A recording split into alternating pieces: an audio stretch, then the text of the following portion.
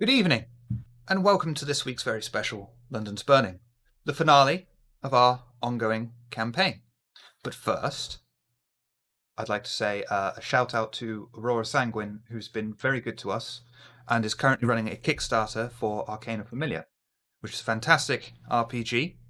Go and show your support for her because she does amazing high quality work, and it's really tough getting a foothold doing what she's doing. So, just direct yourselves there. Just a little. But for tonight, onwards to the end of our campaign chronicle, set in the city of Oxford, about kindred society and a group of kindred reeling from the exodus and loss of London.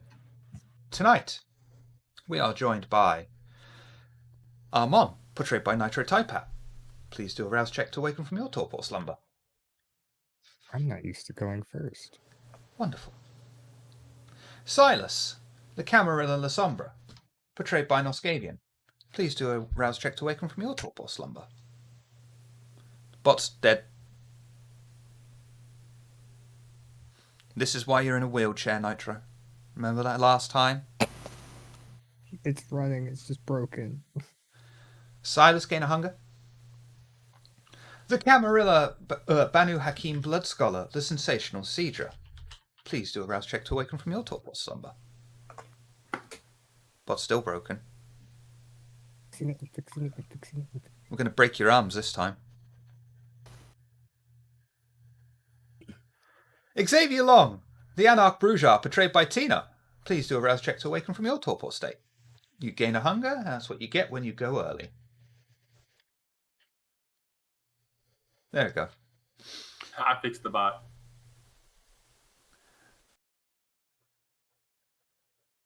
The Camarilla Banu Hakim something. Federico, portrayed by Fastcart. Please do a rouse check to awaken from your torpor slumber. Excellent. And last but by no means least, our recurring special guest cameo, Mark from the Boulette Club. Please do a rouse check to awaken from your torpor state. Gain a That was hunger. for the mouth. Excuse me.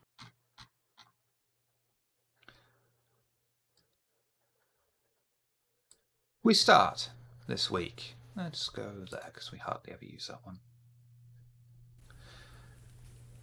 Cedra and her coterie have met up a small walk away from Elysium on the streets of Oxford. There are very few people around. A strange sight for Oxford this early in the night. Stranger still is the bird of prey circling over the streets of Oxford. Xavier has told Cedra and the coterie that he refuses to enter Elysium. This seems to catch her attention, so they all stop in the fairly quiet street and decide to confront Xavier about exactly what happened and why. Now what?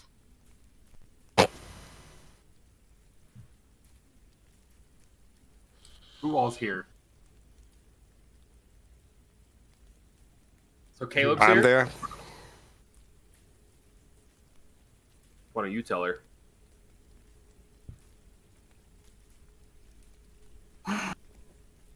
This would be the issue that Master Xavier has with me about his sire escaping. Escaping? We were... Yes, escaping. He didn't escape, Cedra. The tower took him. That all you see when you look at me, the tower. You didn't stop her. I was in pretty poor condition. So was I. I still tried to stop her. Certainly, but... There are... Even I have my limits. I am not omnipresent. The agent they sent took me for a ride just as much as they did you. Cool. I look at Amon.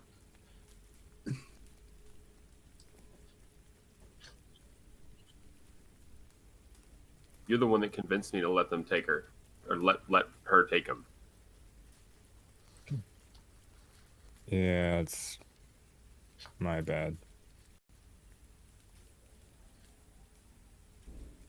I don't think you ran on it. We should have just killed him on the spot. Whatever information he had. No shit. The hindsight's 20/20.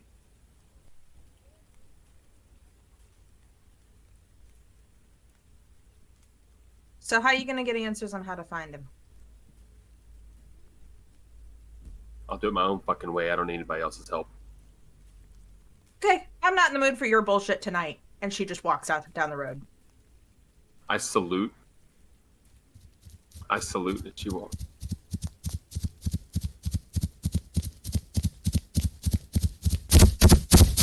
Oh, Is it a horse? I don't think horses make those noises. No, I know what that is. Before Cedra is able to turn away from the coterie, the sounds of heavy stomping and growls fill the night. The few kine around them begin to run away down the street. At the same time, the bird of prey that was circling comes diving down from the sky. Its outstretched wings quickly transform and melt into the shape of arms. The bird molds its form into that of a human diving head first into the street. The unknown person somersaults midair and gracefully lands, unsheathing a greatsword from her back and drawing a pistol from her hip. The coterie look at the figure standing there in a dark purple with gold-trimmed corset made of metal. It is only then the coterie recognize the prince before them, having been distracted by this unique and graceful display of power and danger. The coterie are almost unaware of the three very large lupine in their war form, charging straight at them. Okay. Oh, it's not the. Turn around and run back to the group. Oh. Are we in? What the?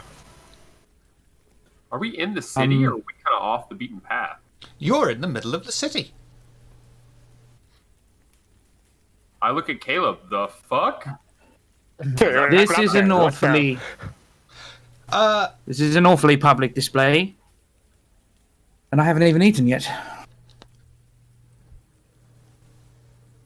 I raise my gun, and I am going to use unerring aim.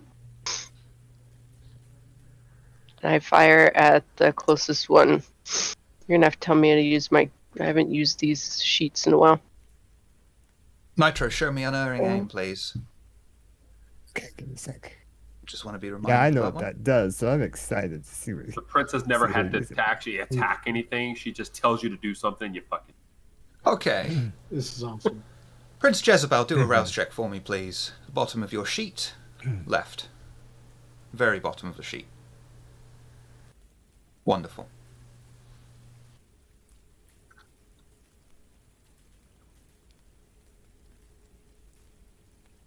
Do for me.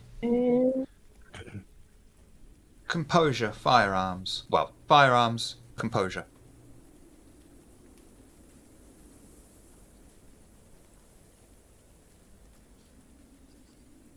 I'm excited. This is exciting. So do I just click the one right next to what I need? Click the button next to firearms. Another Okay. pop-up will come down and you want to hit and select composure. Okay. And modifier is 0, Correct. right? Okay.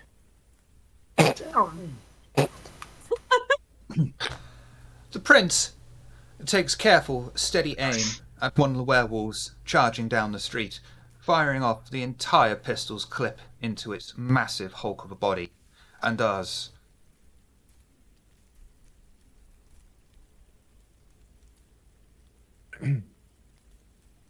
Damn. Damn. And puts the werewolf straight to the floor, killing it. Who's next? War form? I was going to say we should probably help her, help the prince, but I'm not sure the prince needs help. I'll take my shotgun out and. Xavier, do for me composure, firearms. And the lupine is just going to try and dodge.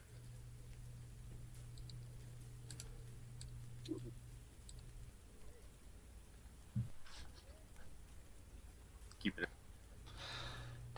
it. Xavier, completely unfazed by the prince's display of raw power, takes out his shotgun, steadies himself, and fires off several rounds at the werewolf, that manages to gracefully miss every single piece that fires off out of the chamber.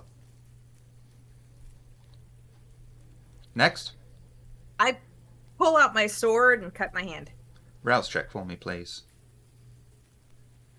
Gain a hunger. That's your turn, correct? Preparing that one?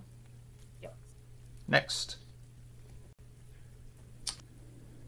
Let's see. Silas will he'll grow out feral claws and go in for an attack. Can I do those both in one turn? Feral claws a rouse check. It might be a rouse check. Let me check. Yes, it is a rouse check. That's fine. Do a rouse check for me, please. Rouse check. All right. Gain a hunger, and you can still attack. Oh no, you don't gain a hunger. I was. Rouse check. Cedra and Silas are very similar names. This is true. Okay. Yeah. We made it easier in Victorian times with Alistair and Aldrin. Yeah. All right. I'll do strength and brawling. And the werewolf is just going to try and... No, the werewolf is actually going to be pissed off at you with these claws coming for it, and is going to attack you back.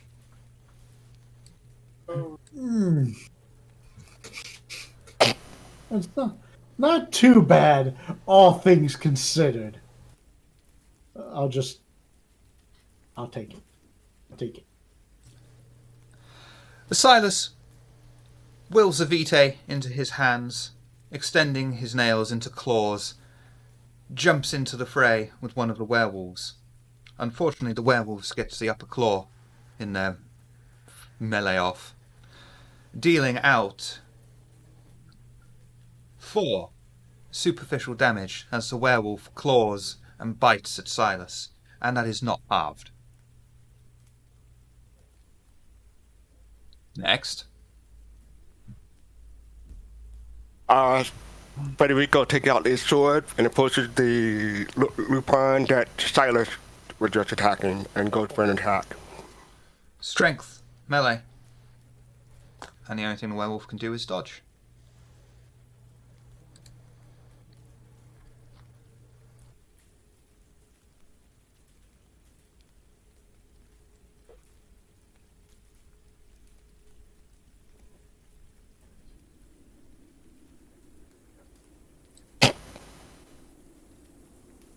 Wow.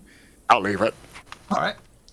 Federico attempts to swipe, parry, riposte in some of his more elegant, knowledgeable ways with the sword.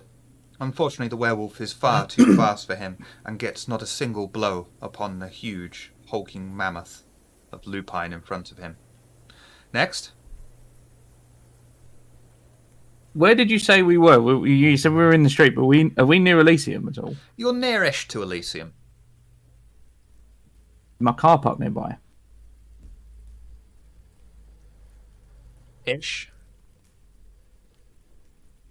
Far enough for me to get to it. You would have to miss 2 turns of combat. Okay, the plan is for me to go get the jag and hit the wolf with it. Oh, I know. Or one of them. Or both of them. Because Caleb has seen everyone but the prince. Looks down at his own pistol and goes, fuck that. Oh, and I go didn't and... miss. I just Yeah, fired. yeah. I haven't gone yet. If you want to, you could duck out for 2 rounds of combat and go and get the jag. And he just runs away. No, he'll pull up when it's over with and be like, let's go. I'm on. Now that I let all the ranged people go first. I would like to activate Fleetness. I That's will a rouse show that check. to you. It is. It is. I just wanted to show it to you. That way I can dodge better when these things swipe at me. And I'm going to go up to. Silas and Frederica went towards one. So there's one open one that isn't being attacked, right? Yep. I'll probably go towards him. And just for flavor, I'm going to be aiming at his legs to try and like swipe some, maybe get some cuts in. Try and slow him down so these things can't get away from us as easily. Okay. With your blades, Yes. strength melee, and it's going to punch you back. Punch.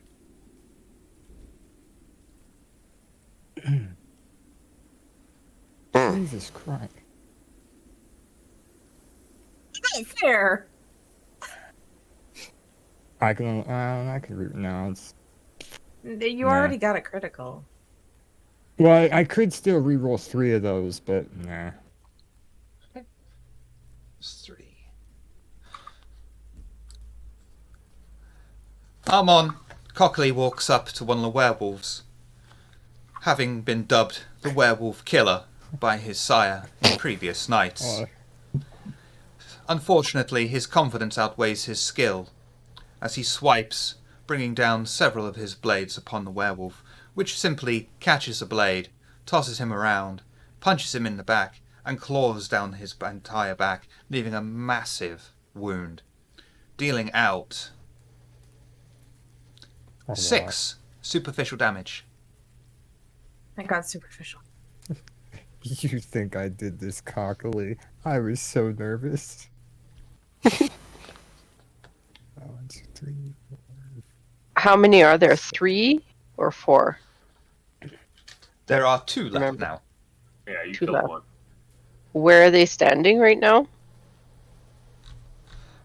2 of them, I mean, they're very close to you. If you want to hit them with a sword, that's absolutely fine. Are they Either close enough I could try to take both out? You could, but I would not recommend it. Okay, the one that's closest to me, I'll swing to take off its head. Do for me. Are you sure you want to go in for the decapitation? Because that would be a cooled shot, which is harder. Sure. Go big or go home. Strength, melee. That's the prince. Sorry, say again? Melee, strength. Okay, and I get an extra dice with this. Yes. Take us Strength, melee. And that's a 1 for a modifier. Yep. And Okay. all the werewolf is going to do is dodge. Hopefully. Fuck me. Ooh. Oh. Okay.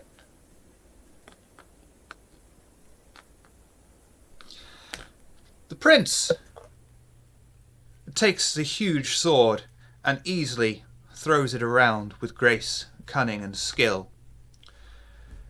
The werewolf is unable to cope with the constant barrage of attacks coming down on it, and ends up throwing its neck into the fray, finding itself decapitated by the prince.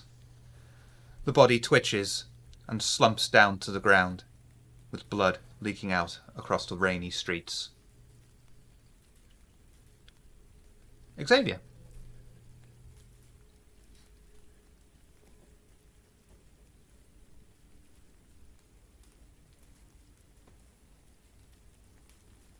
Did she kill the one Amon was in cahoots with? Yep. I'll just shoot at the other one then. Composure, firearms, difficulty 2. You told me difficulty. I know, but it's firearms, it rarely changes at least. Okay, and your shotgun does what damage at close range? Close Plus range 4? plus 4.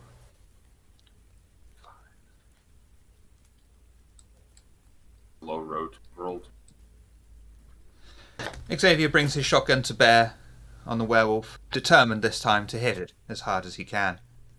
He fires off several rounds, with the pellets screeching off into the night, making impact upon the werewolf's tough hide, dealing out 5 superficial damage to the werewolf. It growls in pain as blood seeps out across its massive hulk. Cedra. I attack with my sword. Melee. Strength. Werewolf's just going to try and dodge.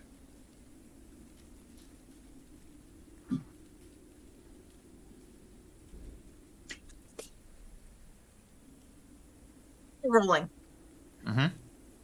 I'm re-rolling 2 die. Well, I'm going to reroll. No. You usually do. It's a tie. What That's damage a does critical. Windashi do? +2 or Plus +3? 3. Plus 3. I'm feeling generous. It's a finale. Cedra takes Windashi as it glistens into the moonlight, cuts through the falling rain, and sinks into the werewolf's thick hide, taking advantage of one of the wounds Xavier previously inflicted upon it. It looks around bewildered for a moment, grasps where Windashi was embedded inside of its thick hide, and falls to its knees, slowly dying of blood loss, and not believing its massive unluckiness to have met Windashi this night. You have destroyed 3 werewolves. Well done. Can I mend? We had some help. What was that, Silas? I sheathe my sword. Can I rouse the blood to mend? Of course. Do a rouse check for me, please. Okay.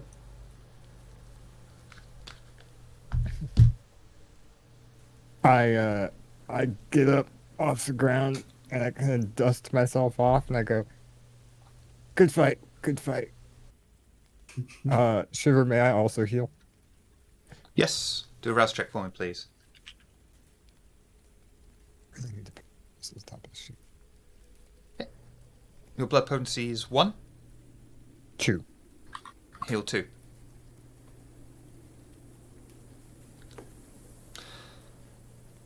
The prince sheathes her massive sword and puts the gun in her holster and approaches the coterie.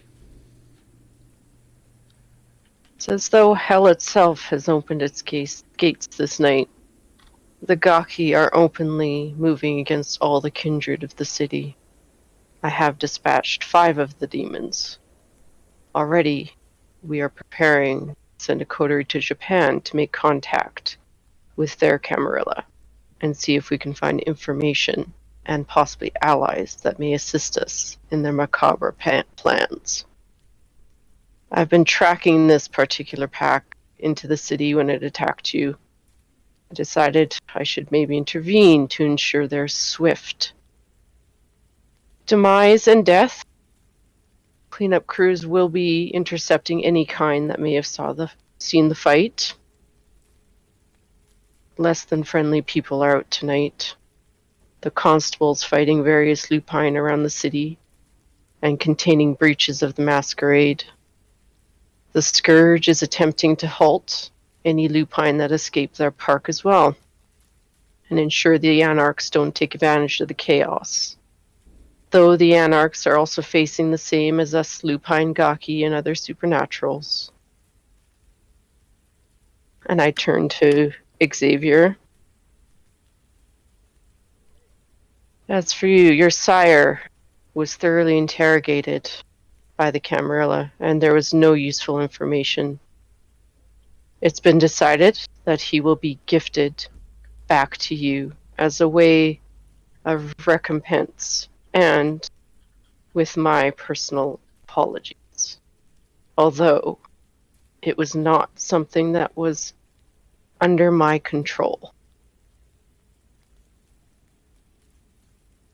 Amon, you and your coterie are to meet with Thorn. He's in Elysium, ensuring the rules are upheld despite the chaos. You shouldn't keep him waiting. As you know, Gangrel are not known for their patience. And one last thing before you go. The Ripper has been cornered by the cult of Mithras. It's in the Oxford crematory. And you should probably try and take care of any urgent business ahead of time before you go there.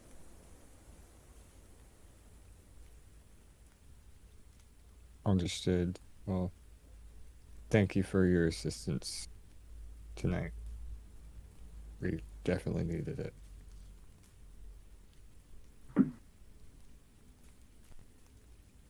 I'll give a polite but Was- confused nod.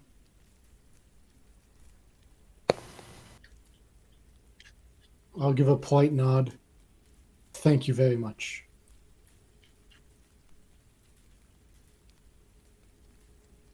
I put my shotgun away and cross my arms and just look at you.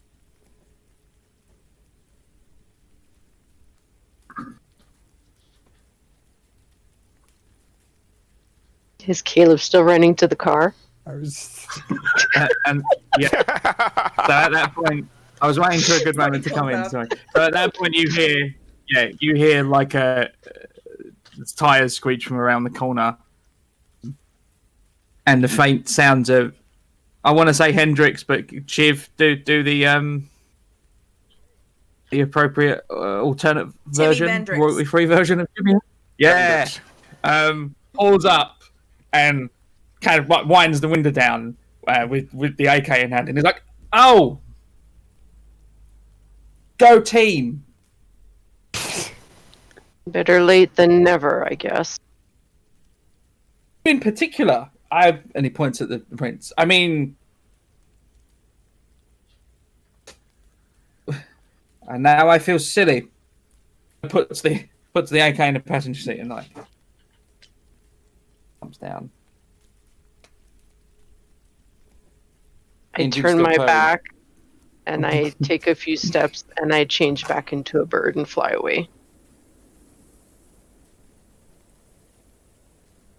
So that's not a plane. The prince is damn impressive at combat. No kidding. Out of the jank. That was display. What did you say? I Congrats, still and I can't- slap him on hard on the back. You're the leader of the coterie now. Ow.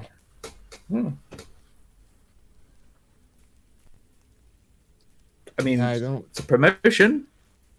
I'm not quite sure why she addressed directly to me, but I'm honored.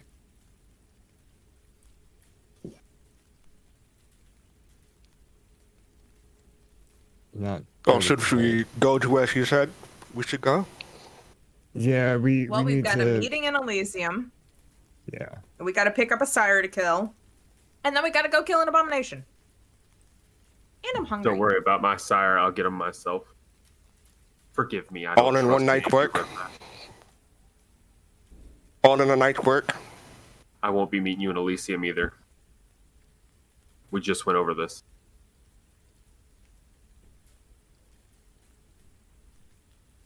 I'll look at Cedra. Before I do.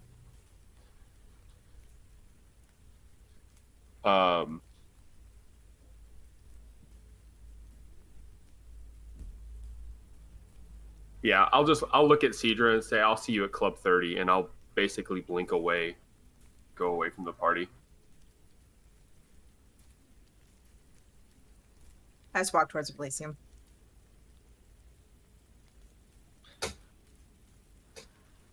I'll follow. I shrug Cedric. and go to Elysium. Well, this is one. Let's focus on the positives, Mon. Promotion, well done. We should go get a drink to celebrate. imagining put my Caleb arm- like doing that slow thing with the crawl with his car as we're walking. The entire time, just look at that window. I stop and get out. Put my arm around him and I'm like, let's go get a drink to celebrate. You have to focus on the positives in the afterlife because all misery otherwise. And we head off towards Elysium. I look at the entire others time we're and say, walking- Okay. I look at the other and say, does this kind of thing happen to you, to your coterie normally? Usually? On the Well, left. dang. Yeah, the entire walk there, I was just like, was it really a promotion though? Because she just addressed me Well, directly. You're the leader. Now it's a good thing. Trust me, I've led before and it didn't go too well. But that was the old Amon, the Amon of the past. This is the new and improved Amon. Yeah, but isn't The it the whole werewolf killer. vampire?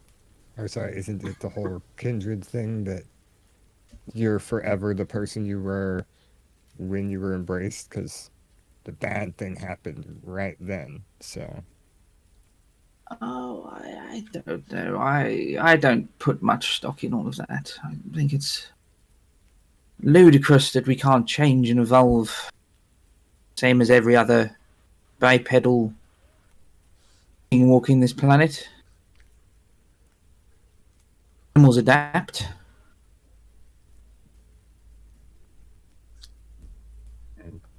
well, let's just say there was a reason that for 9 years I worked on my own.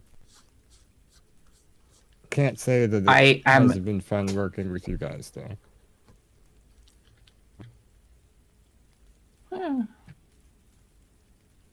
It's nice to have someone at my back for a change.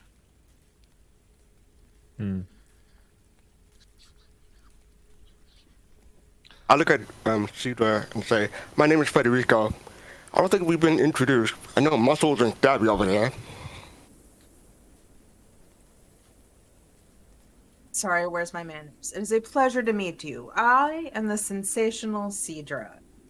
Not quite as her normal vigor. She says that. And keeps walking. The Coterie and the sensational Cedra make their way over to Elysium. After they are disarmed and made their way through the secret entrance, they descend down into Elysium, finding it almost empty apart from Thorn, the intimidating large gangrel standing firmly in place watching over. Pandora is in her booth, sat back and drinking from her usual silver chalice. A group of Nosferatu are murmuring to each other, and Lorvan is in a dark corner reading.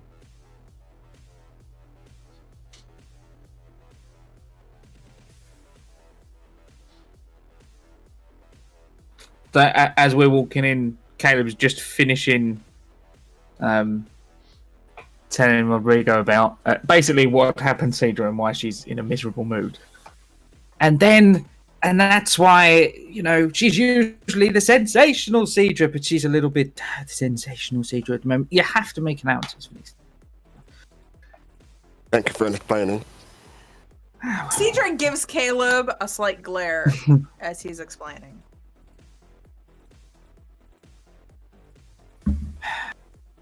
Silas. I'm on. Will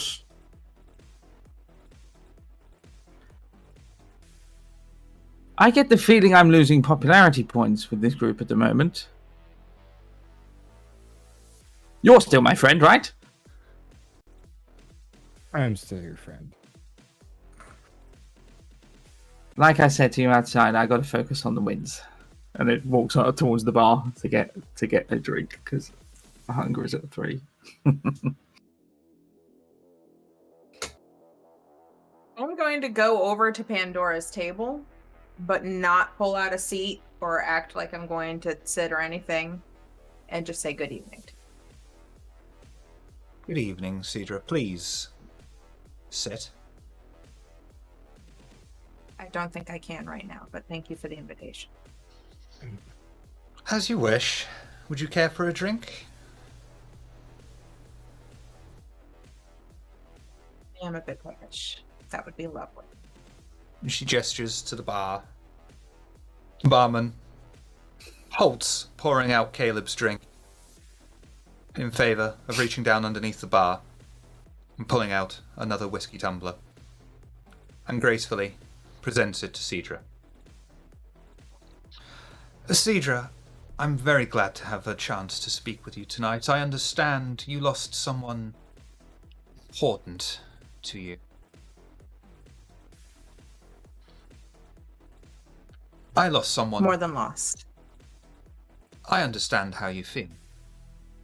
I lost someone important to me once too. He was, in fact, a magician at the time. He was the first and last mortal I gave my heart to. I decided from that moment on, after his betrayal, to be the one who was breaking the hearts. I hope you will move on from this in due course, after a relatively appropriate time of mourning. But know that you will steel yourself, or you will fail.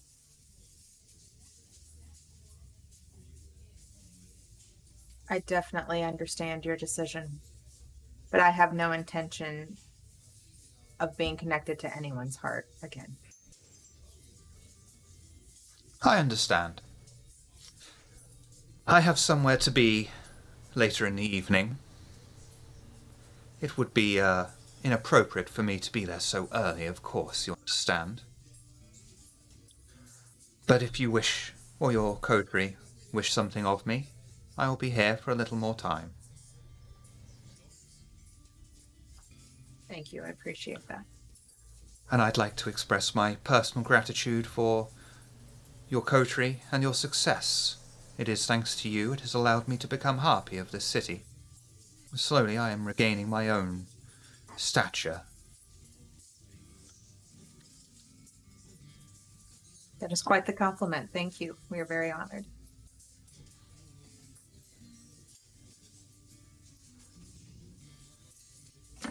Now please, go safely into the night.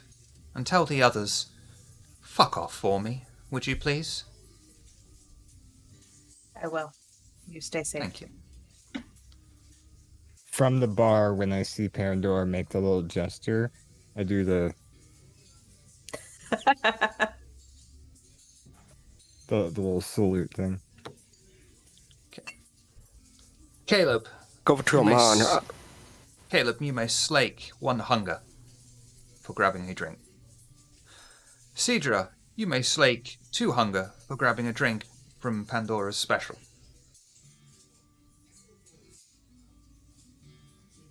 I look over to a man at the bar. He said, "Guys know people in high places." Yeah, we've actually done quite a bit for the Camarilla, but I don't think they'd ever willingly admit so in a bright light.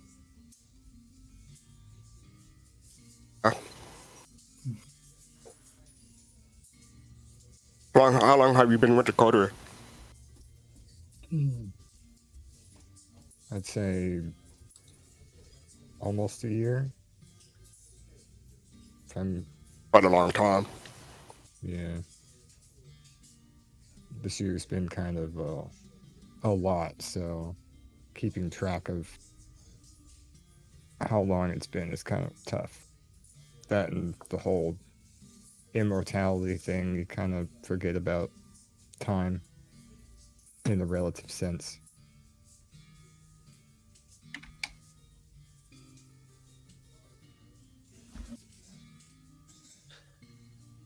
As Federico and Armand are having their conversation, Thorn confidently strides over. He talks to Armand directly. Interesting that you make me come to you. I hope that isn't a sign of cowardice or things to come. Cowardice From the prince? He lets out a very deliberate sigh.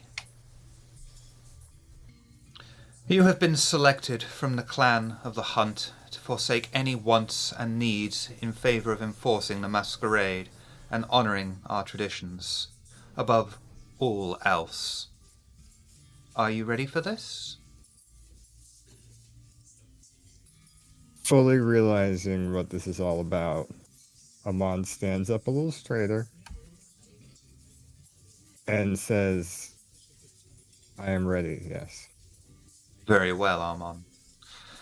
You will sever your connections to clan and primogen. Your own desires no longer matter. You will only care about the traditions. You answer to the constable, who answers to the prince, who answers to the camarilla. You are the prince's will incarnate. Are you ready for this? As much as I can be. Then drink of this. And he hands Armand a very ancient and antique-looking chalice filled with vitae. You thought my silver one was fancy. Just friends. Just friends. Assuming Federico is the only one, like, nearby me, right? Like, standing in proximity? Well, we're all at the bar, aren't we? Okay. Because I was just going to give one glance to everybody. Yeah, I know Xavier's not there. I just give one glance to everybody real quick. And you can kind of tell it's just a look of, like, you know what I'm getting into, and I gracefully take the chalice and drink from it. You may slake 2 hunger, but do not go below 1. You drink of the prince, the constable, and the other hounds. We are all bound to each other, both in action and in body. Now, you are to come with me, alone.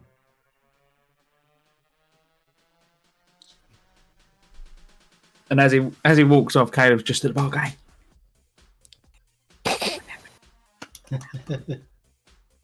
Since Cedric's kind of just in a mood, I guess as I follow him off, I give I've only ever really done this to Pandora, but I do it to Cedra as I walk off. I'll do an honorable bow. Back. Do the honorable bow again, but stand up, please. No. I do a bow also and say congratulations. Thorn leads Armand behind the bar of Elysium, into a small, concealed doorway nook, and into a corridor with 2 rooms at the end. Enter to the room on the left. Do not even touch the other door.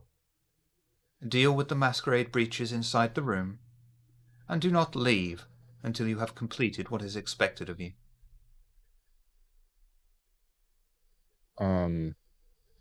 I'll walk up. I don't touch it or anything, but is there anything different about the other door? Because I'm a curious person. Do both doors just look the same?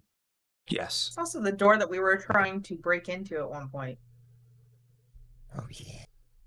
And then I enter the door on the left, like he told me to. The room is dark as Armand opens the door, but as soon as the door swings fully open, the lights trip on. The fluorescent hum fills his ears, and he sees an adult tied to a chair, and the faint smell of stale alcohol teases his senses. The woman before him slowly opens her eyes and tosses her head back, moving the clumped-up greasy red hair from her vision. Oh, my head. Leon? What's going on? You went missing. Our little girl, she's gone. Who are these people? They took my blood? Some of them even drank it. What's going on?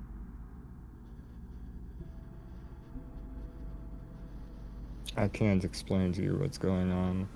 Leon Schneider, I demand an explanation. Where have you been? What the hell is this place? There she is. Yeah, there she is. She's tied up.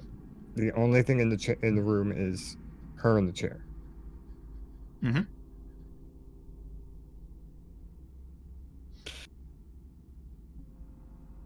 She's a masquerade breach. Okay. If you were here earlier, if you were with me, you could have saved me so much hurt. Look at me, Leon. Look at me. You see what's left of me sat here? This is all because of you. Every ounce of pain, every piece of suffering I've gone through, our loss, my pain, I shouldered it all. I took it all while you just ran away. You were nowhere to be seen, and it broke me. Everything you ever do from this moment on is at my expense. You stand there now whole because of me, because I took all the pain, all the bad shit in this world, not just for me, but for you too. We lost Izzy and you were nowhere to be seen. I searched this entire city for you and weren't there. You abandoned me, your family, your life, and didn't look back. I had to pick up the pieces. I had to cope with it, and now here you stand.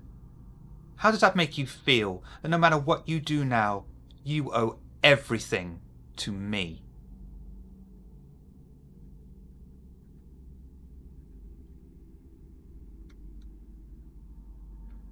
I walk around to the back of the chair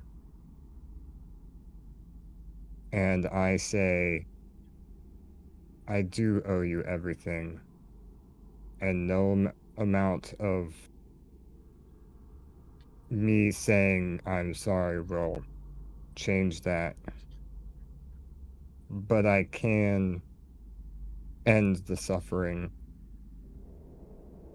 and I will try to feed on her. Okay, that's free.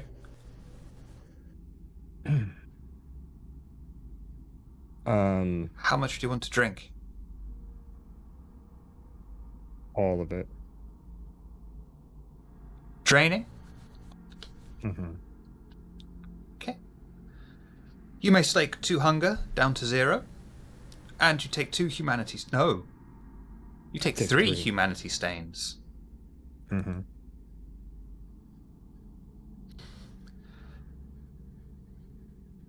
As your wife's corpse slowly slumps forward. Can I retcon one thing real quick? Yeah? Sorry.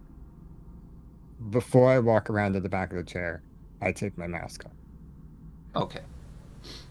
Your wife's corpse slowly slumps forward and relaxes. You are left alone in the room with the dead husk that used to be your wife. Even though I don't breathe, I do that thing where I just breathe in really deep, put my mask back on. If they aren't already, I do the thing where I make sure her eyes are shut. And I leave the room. As you walk back into Elysium, Thorn is already waiting for you outside the door. Did you do what was expected of you? Bless you. I did what needed to be done. Now, you're like me. Rise, Armon, and go into the night as one of the hounds of Oxford.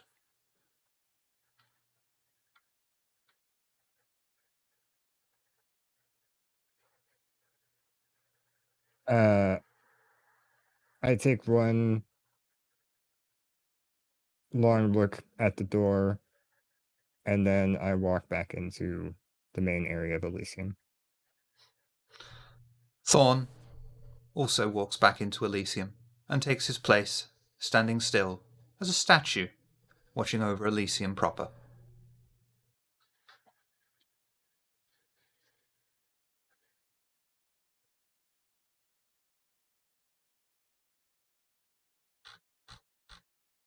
Can I have the Elysium music back? I kind of need it right now.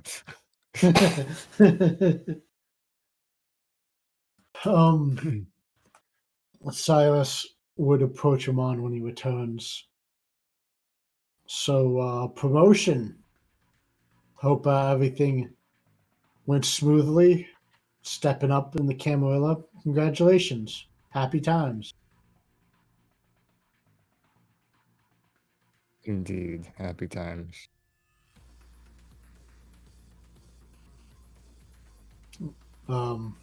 Silas would smile and give you a nod, and then he would head over to Lord Van.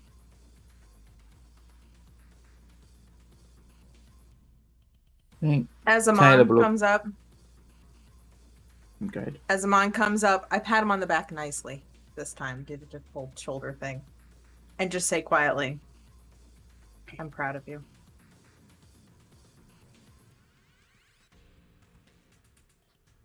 I'm glad somebody is.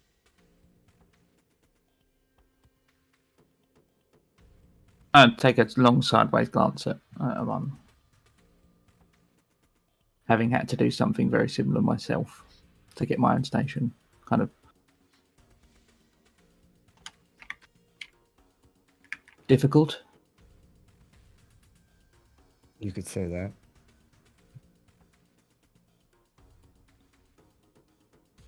Climbing the ivory tower demands sacrifice. That's what they'll tell you. You have my commiserations, whatever they're worth, and my congratulations all the same. All I can say is I guess my initial wish for them is finally come true. Nothing can hurt them anymore.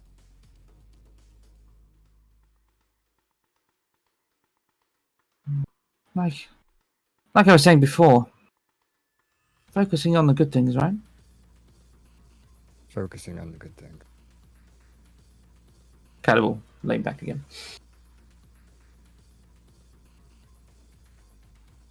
Across Elysium, Lorvan closes his book. War and Peace.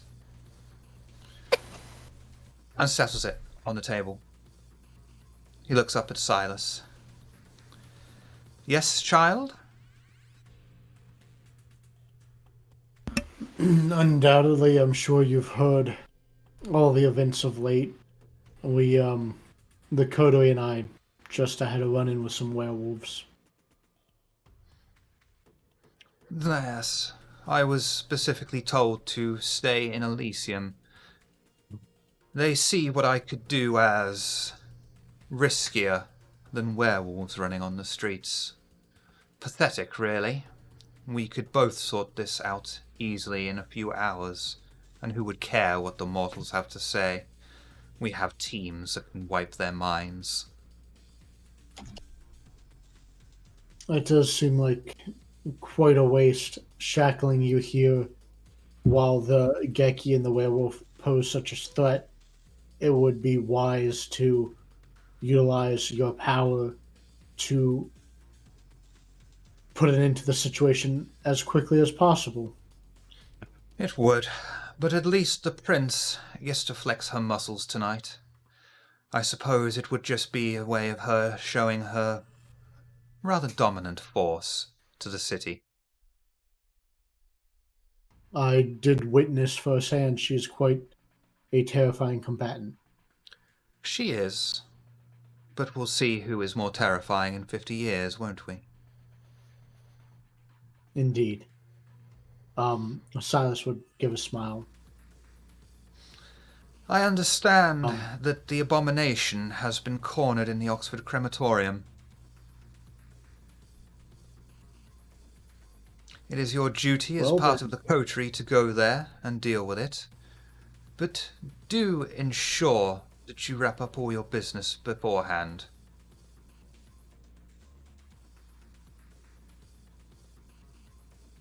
Absolutely. Is there anything else you need of me before I inform the Coterie?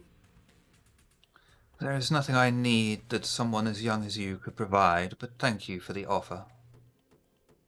Very well. With that, Silas would give a respectful nod, and then he'd head back to where most of the coterie is.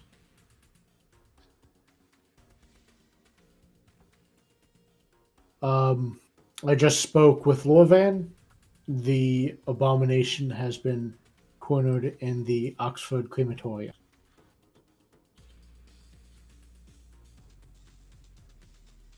I So, believe we are. But Yes, darling. so it's come down extra time. Both sides drawn, penalty shootout. I'm assuming the responsibility falls on us again. yes, we are tasked with dealing with the abomination, so we are just take care of any business we have, get everything sorted, prepare, and head to the Oxford crematorium to deal with the cornered abomination.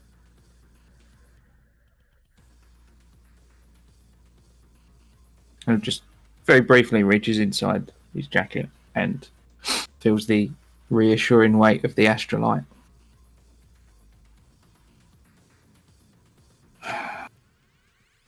About as ready now as we'll ever be. Well, and he sort of sweeps his gaze across everybody present. Well, we're missing one person. We're going to pick up. Yeah, we need to Muscles, pick right? up Xavier. You should probably... Yes.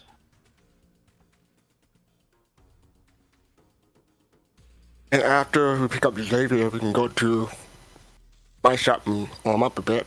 I have a weapon shop. Oh. Swords. Professional interest.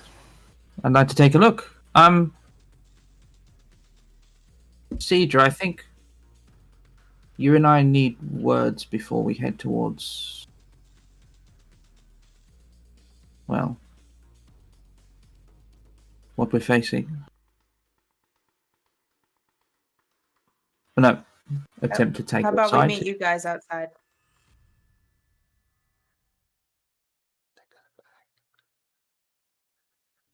Very well. I can wait outside.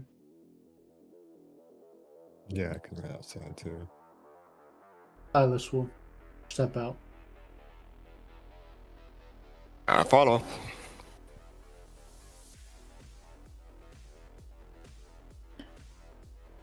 How is she?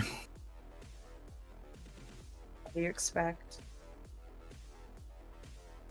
I know, it's not like you did it on purpose, but you can't undo what's been done. No. Had I not attempted to do what I did, we know the ivory tower would have come for all of us.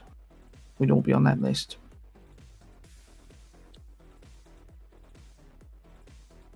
I need you to know, touch wood,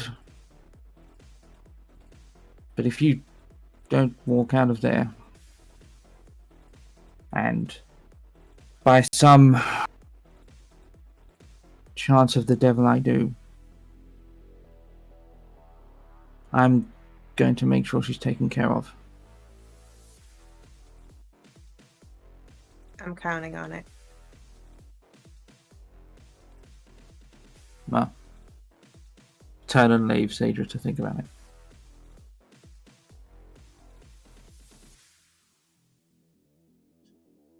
I let him walk out, take the last drink from my glass, set it on the bar, and leave.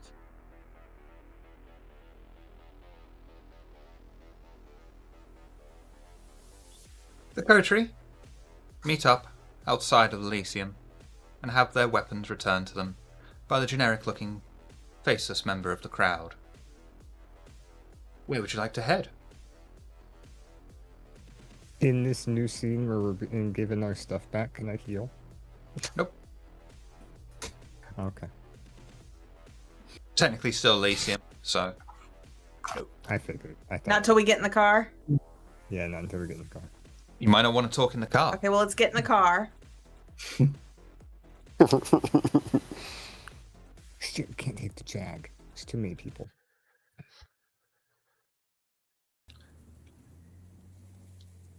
What's up with the hole in the seat? I don't want to talk about it. Yeah, I guess we can't fit as many passengers as we used to be able to. I have a car, but it won't fit this many people. The hole in the seat is a professional grudge I aim to settle at some point. But we need to concentrate on an abomination first.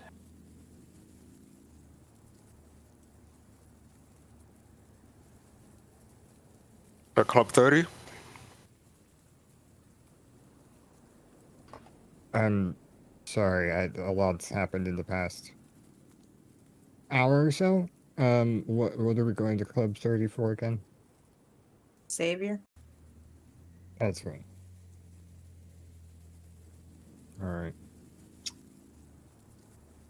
Driving to Club 30 then. Go ahead and do a check to heal. I'm on gain a hunger, but heal 2. Silas gain a hunger, heal 2.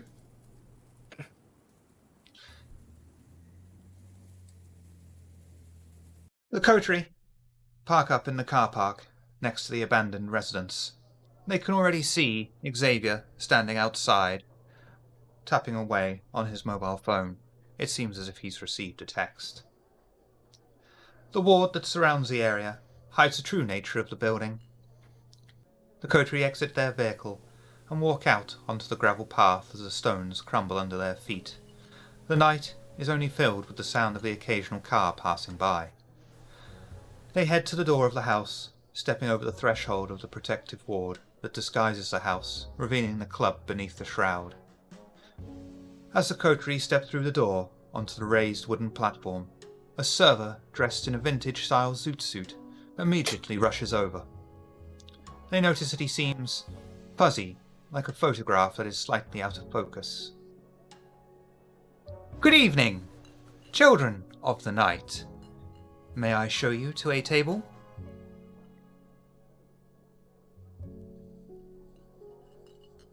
Yes, please. Very well. Oh, sorry. Step this way. The Coterie are guided through the crowded club. It seems tonight that there are many creatures sat, standing, and otherwise enjoying the revelries the club has to offer tonight. The club itself is slightly changed from the last time the Coven of Undead were here. It now has a stage against the furthest wall, with a dedicated dance floor made of hardwood. Standing on the stage, in a red dress that looks like it was fashionable about a century ago, is a woman singing an unearthly lullaby that has an ethereal quality to her, like some kind of light blue outline. The waiter notices the Coterie taking in the new sight, and as he gestures for them to take a seat at the large table, he says, "That is tonight's entertainment. She was once granted a barony over a small section of Oxfordshire. It's even named after her now. It's called Cirencester. She met final death some time ago, and is now bound here to ply her art for the enjoyment of our patrons. Tonight's special is the crucifixion. We nail a caitiff to a chair through his wrists and legs, leave it there until it is starving, then place a glass of vitae in front of it. The caitiff's own vitae is then extracted. It's a thrilling taste, with a slither of rage. It's proving to be extremely popular."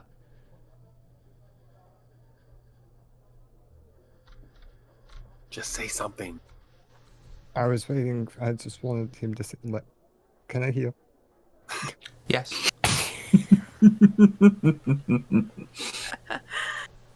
That That special sounds exquisite. I would actually like to try one, please. Yeah, I'll take one too. I'll take Waste not, what not, I suppose. Go ahead. Before you leave, is your entertainment here every night? We have entertainment every night, indeed. No, that entertainment. It depends. We like to keep it varied. I could see myself coming back to see her. I'm sure she'd be thrilled of company. 5 specials? Yeah, nothing for me, thank you. As you wish. The man turns, goes to the bar. Moments later, he returns and places 5 glasses, 1 in each, that are ordered. You may slake to hunger. I raise my glass before I drink it to Federico. Should have got one. Live a little. It's all you fucking got. And I'll drink it. I'll cheer I'm to not that, particularly- and I'll drink it. Not particularly hungry, but maybe later. Might change my mind later. Neither am I, but sometimes it's polite to get a drink. I kind of raised my glass to cheer everyone else, but I stayed dead silent. I slouch back in my chair and go. So the abomination, this is it, huh?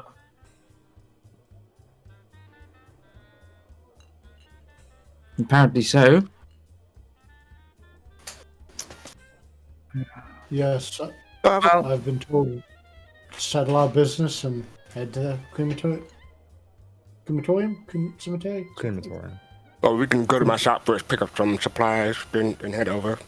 Oh, you weren't here. I'll look over to Xavier. I have some melee weapons in this. I run a weapons shop. We can swing by there and pick up some stuff before we head over. What kind of weapon? Right. Melee weapons. Knives, I'll keep the swords. car warm.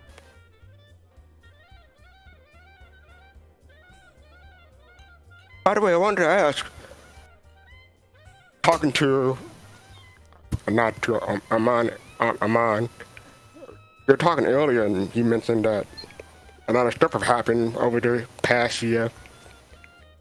I'm new at this group. What sort of stuff has happened? Like, you have new friends and old friends lost, stuff like that? Cedar just Then drinks from her glass. everything in between.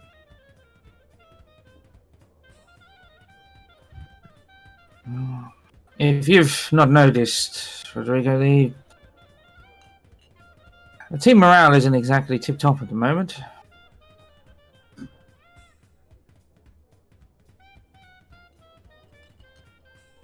So, Funnily enough, wouldn't except for hurt our to- man. What? Go ahead. No, I was gonna still. Sometimes, remember those we lost, friends come and gone,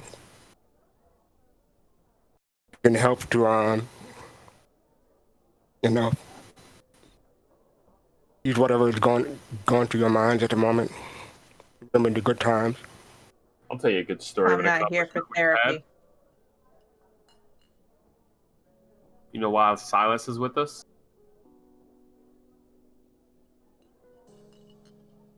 Really no. You're aware that only a certain amount of La Sombra can occupy a city at once, right? Yes. We killed one. Oh. Specifically the Seneschal. That was He you? deserved it. That was She us. did. And Lorvain cowered like a bitch. I look at Silas. He tells the story differently. I believe you wouldn't have been able to take down the Seneschal without Lorvain's assistance and aid. Well, I mean, he attempted to aid us, and then the Seneschal's estate. Don't get me wrong, like, he was caught off guard, but he didn't help all that much. I mean, distractions are great. Don't get me wrong. That's about it. Definitely not his strong suit.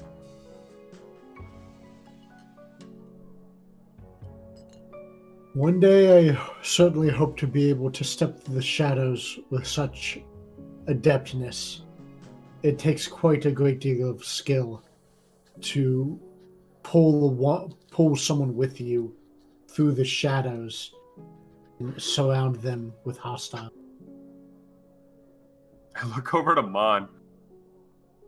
We are 2 for 2 with people obsessed with the fucking dark.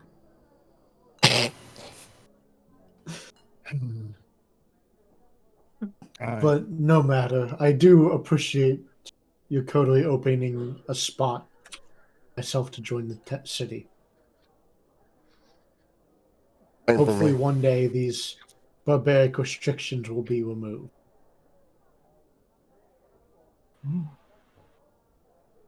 I know that you all seem. I know that some of you seem friendly with Pandora. How long have you known her? Since we've She met. was, yeah, she was the one that brought us together. Oh. What was that like? Horrendous. Well, between her and the prince, it kind of, with lack of a better term, owe them my unlife.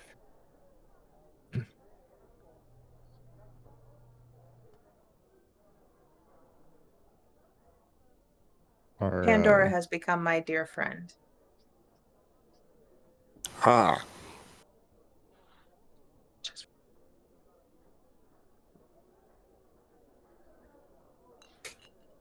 So what can you tell me about this abomination? How long have you been following this and that? Let's just get this out of the way. All the other bullshit about this thing is fucking irrelevant. I'm not giving you its life story, and I'm not going to navigate you to its Facebook page. It's a hybrid between a vampire and a werewolf, and it will kill you. So we gotta kill it first. I just point at Xavier while I take another sip of my drink. Sorry to be so crass. Very well, Dan. This thing is that fucking No, dangerous. not a problem.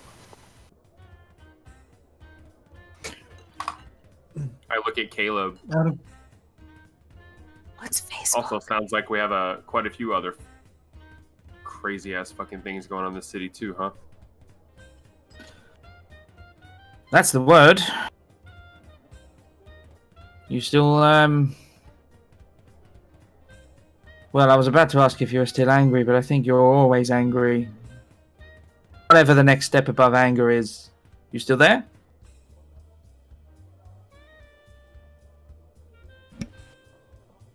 Revenge was taken from me, so I'll take it back. Don't worry. On my terms. Because I need you on point. And Don't not worry worrying about your own personal grievances when something as dangerous as abomination is staring you and your friends in the face. I've been dealing with my own personal grievances through this whole fucking thing, and I've been fine. We'll be fine. Good. Kimrilla are returning your sire to you, right, Zig? Yeah, thanks.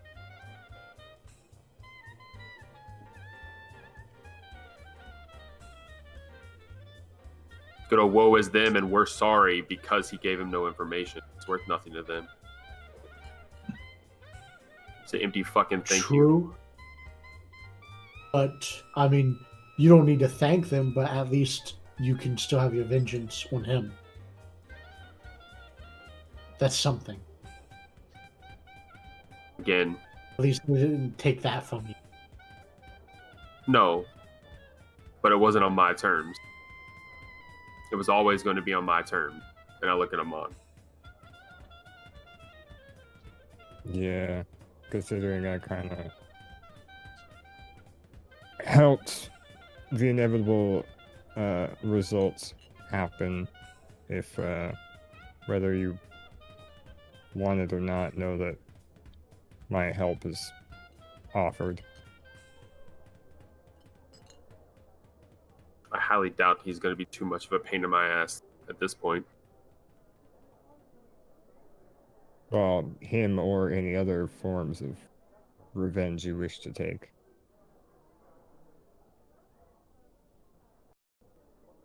I sigh deeply.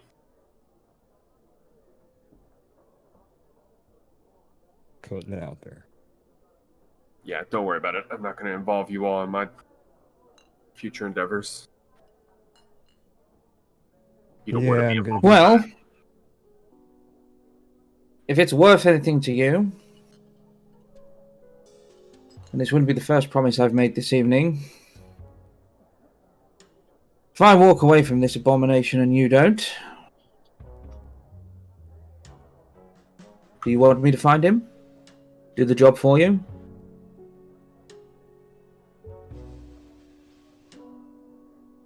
What? No. I mean, speaking for me, of course.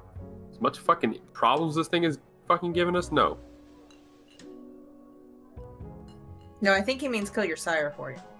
I do mean your sire. Right. Oh, no. Oh. Fuck no. I've got plans for him. I think you'll like it. Well, That was good. I mean, if you can execute these plans after final death, I'd be impressed.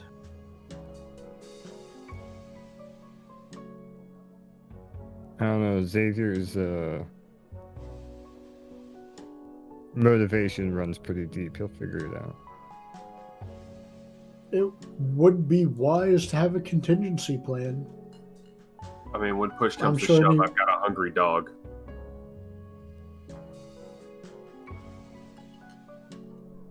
Fair. Well, I can Yeah, give you that that's I do feel somewhat responsible for what happened last week, so whatever you have in store, I'll make sure it goes off without a hitch if you don't leave the crematorium in one piece. Call it my apology.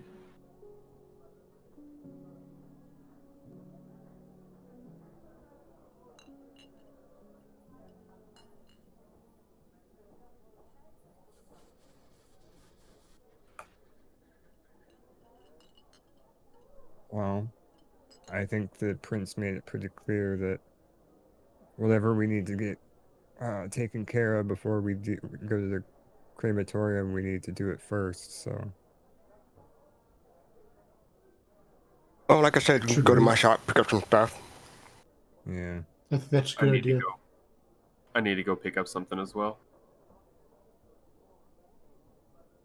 Your shop wouldn't happen to carry armor, does it?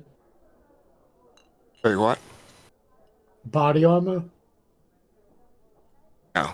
Kevlar or something? Oh well. I lift my jacket up a little bit. I go, trust me, it doesn't help. Caleb, do you have an astrolite? I do. Do me a favor and pick up Svetlana while you're gathering your things for me, would you? I can do it.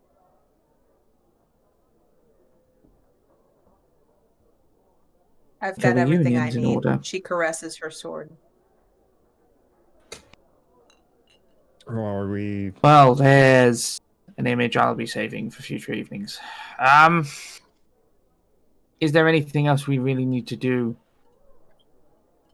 Your ties to this town are stronger than mine.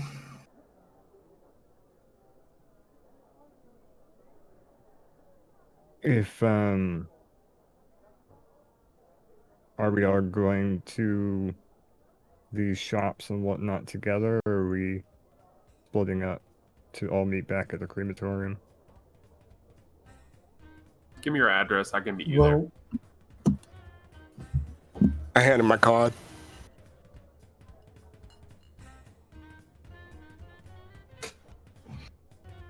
Do I have any way to get a hold of anybody from the cult before we go to get a sit rep? No, actually, I don't think so. Real fucking inconvenient, you know that, right? Well, the only person we directly knew has kind of been incognito for a while now. So I don't think there's any way of getting a hold of him. I'll take out the Nokia, which this week has a case of one of those really trashy those shirts that everyone wore all the metalheads wore in the 90s with the wolf and the howling moon on it, like that's the case. And if it was called out, sorry. And simply sends a text to the only message on his phone. Are you saying, wearing it right now? What? It was Vets, Oh, wasn't it? no. Oh no, the no, target? no. He's... Okay. For Just sending a reference, message that's not saying, a Nokia. That's a knock off here. knock off here. Nice. Just simply send a message saying Ves and then comma location question mark. You get a text back almost instantly. One word. Crematorium. Well, they either just want us to go straight to the crematorium or Ves is at the crematorium. Or both. I imagine it's both. Well, let's tool up and march to our death, shall we? I stand up and stretch and I go, Caleb, if you do anything for me, can you tell these cami fucks to learn how to do a proper situation rep? Because we're about to walk in fucking blind and this is stupid. And I turn to walk out the door. I've got no argument. And I follow him. I'll follow. Follow. All heading into Oh, Armand's follow. car. Someone's going to have to sit on Yeah. someone else's lap because there is a massive hole in one of the seats now. No, I'm in my car. Shit. That was Xavier. Okay. But what we'll do is we'll take a break and we'll all go and caress our swords. Cool. I clipped that, by the way. Of course.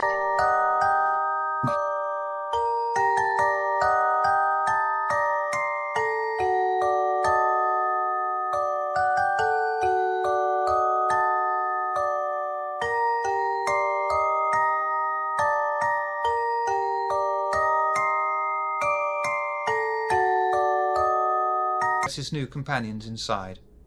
To the place he crafts his weapons. Various clean and well-kept tools are hung up neatly on the walls, and a large anvil sits in the centre of the room.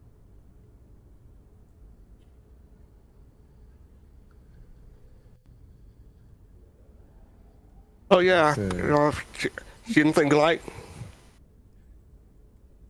It's a great little shop you got here. Thanks. Wander over to. I'm assuming. What kind of swords are on the walls? I don't want to assume anything. Various swords. You can see some of finer quality than others. You can see some of average. He places them in category of like better, good, not cheaper. Bastard swords, great swords, scimitars, rapiers, the like. That's fine. Thank you. I was really hoping Fast Cart was going to say bastard sword. Yeah. Is there a really big greatsword in here? It's alright. Sure. Yeah. It's an all-right sword. Bastard sword named the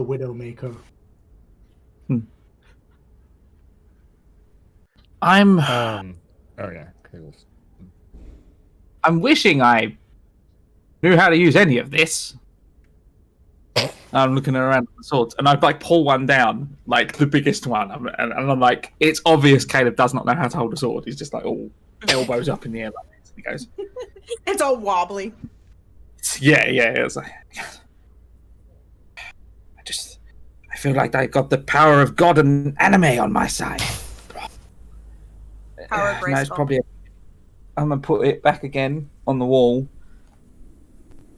I'm going to be really boring and ask you for brass knuckles if you have them. Brass knuckles, sure. I head back to the main shop and come back a moment later and hand you a pair. Will these do? Yeah, and he puts them inside the jacket, his jacket pocket for like really easy, so he can just stick his hand in and if he needs to. I'm kind of just like poking through the sword selection, and I have one of mine deployed out, and I'm just comparing them to see if they're any nicer than the ones I have. Not expecting them to be. Holding my sword reassuringly, like to not make it jealous.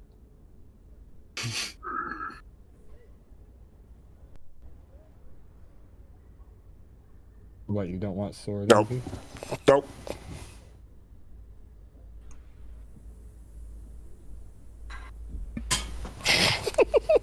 What sword did you pick up, Armand? This is I was just poking through the selection, comparing it to mine. Okay. Can I roll a what's an awareness to see if any of them stand out to me? Not really. Okay. VTM swords are just swords. Yeah. Shiver, do have... You know what? Fuck it. Are any of these silver?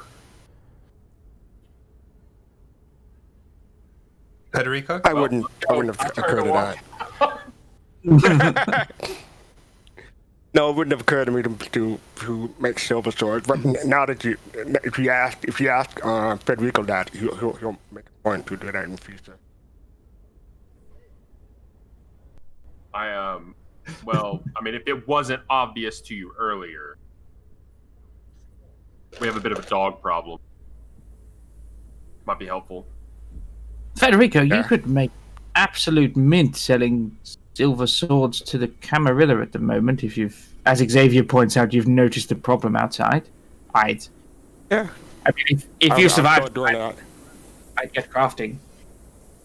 Yeah, I pulled the silver dagger out of my pocket and I go, it does come in handy, but it helps when it's a little bit bigger than this. I'm It's gonna not the size of the sword, it's how you use it.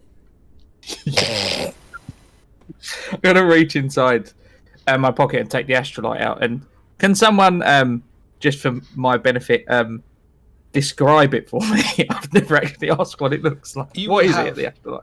Basically a test tube, a very small test tube. And I could be 17 foot tall, and that could be about 9 inches. That's what I tell all the girls. But it's a very small test tube that's not even a quarter of the way filled. There is not really that much liquid in there, but it is pure astrolite, and it would be safe to say that Caleb would know that could be extremely explosive. Shake it. Just shake it. I'm gonna turn to Xavier. who's I got think- the best arm to use that astrolite? What are we Yes, doing? delivery method is something that I wanted to discuss. Do we put this in a bomb? Do we coat a bullet with it? What? Consensus? Punch a hole in it? Well, how does astrolite work? Does it need an electric Yeah, what if we charge just to throw go it? off? We had it on a timer last time. I know, Problem but is, what does that stuff's timer do? massively, well, it just sets it off, How? as you do in a timer and a bomb. Provide a spark. Okay, that's what I meant. Because remember, there's explosives that need to be sparked, or that just need an electrical current put through them. So Sorry, I'm conceivably, not an explosives professional. conceivably, Or, like, speaking, sorry, storyteller. If Caleb were to coat one of his sniper rifle rounds with one, would that work? Would that have the desired effect of bang, and then Yeah, hitting the thing sure. and just? But it would blow up in the sniper rifle the moment it was impacted. Yeah, I was gonna say. I was going to say, as soon as you hit the ignition. Yeah, that's what I was thinking. Is a actually Canadian thing to sort do. Yeah. Borrow my But gun. is Is, it? is astrolite sort of like nitroglycerin? Where Yes. if it's okay, so if it's impact or if it's shaken too vigorously, it'll get set off. Okay. Gotcha. So a hollow bullet wouldn't be a good idea either. No, because it's gonna have it's gonna be around a flame. I'm It's gonna an actually really explosion tell that makes the bullet leave the gun. Alright. I've been running around I'm with it in gonna my ask David- pocket, bastards. I've been sat here waiting for you to do something stupid so I can say, oh dear. Not in my shop. I will be So- watching. I'm going to take this test tube Who- filled with this unstable astrolite and I'm going to do something really stupid. Hold my beer. Who here has the best aim? It might be best to just throw it at the abomination. A gunshot might set it off. Heck, Unless- throwing it might set it off too, but it's better than shooting it. Federico, do you have any crossbows? Storyteller, do I have any crossbows? Yeah, sure, that seems fine. Yes, I have crossbows. That could work. There's no ignition system in the delivery. It would all be in the impact point. And might I suggest you might want to aim when the abomination has its mouth open. Aim for inside the mouth. Is, So are we is, duct taping it to a bolt? is the little test tube got like a cork stopper in the top? Yeah, I mean, probably not cork, but yeah. Yeah, you could stick the end of the bolt into the whatever the stopper is made out of. Literally wouldn't have to open it or anything. Okay. That, if anyone has a better idea, say your piece. I grab a crossbow bolt, hand it to Caleb. Crossbow. I was gonna say, well, I need to the door. Just to get far enough away from him. The best of us are left, and then Yeah, perhaps don't arm it here. a Arm it crossbow closer would to be the better. crematorium. So, I'll put myself in a advantageous vantage point.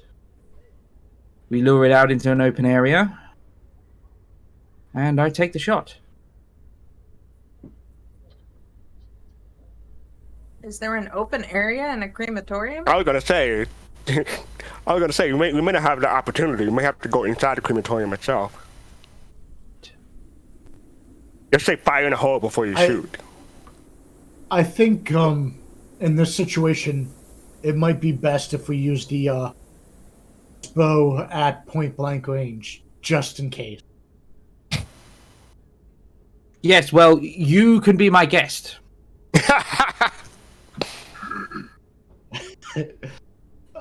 Look.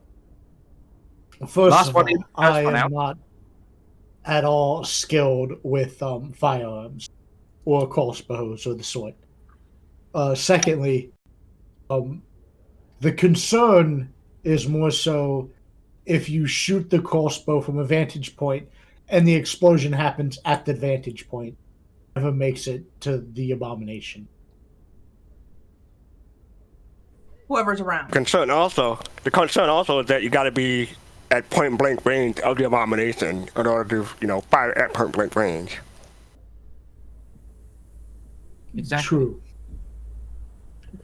But if the explosion does go off at the inverse the impact, at least the abomination will stay within range.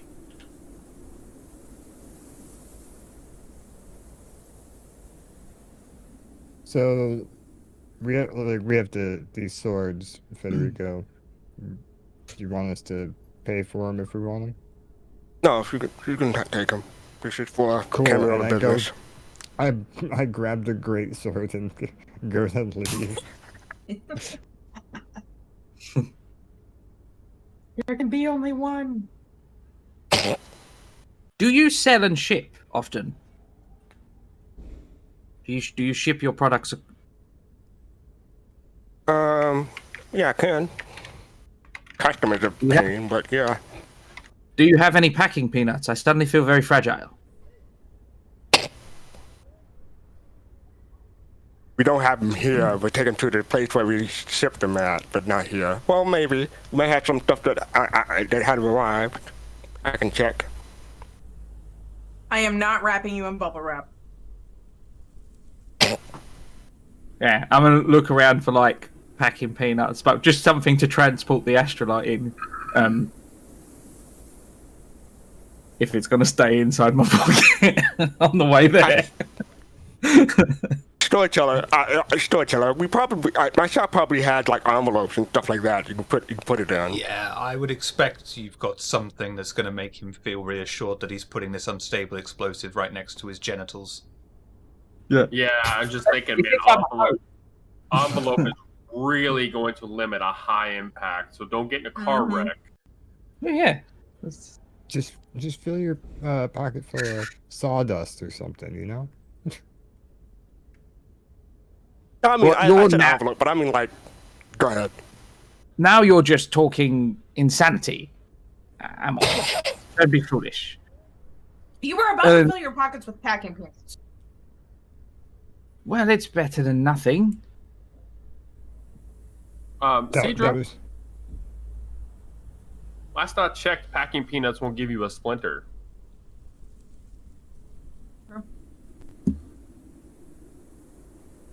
Sawdust is wood, it can give you a splinter.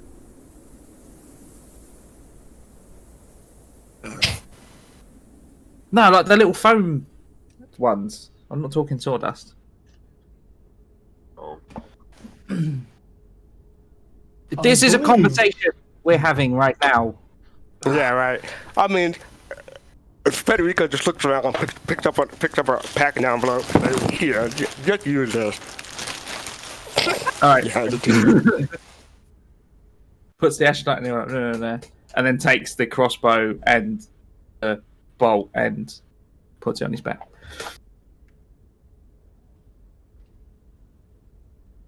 Well, we have a delivery system, I suppose.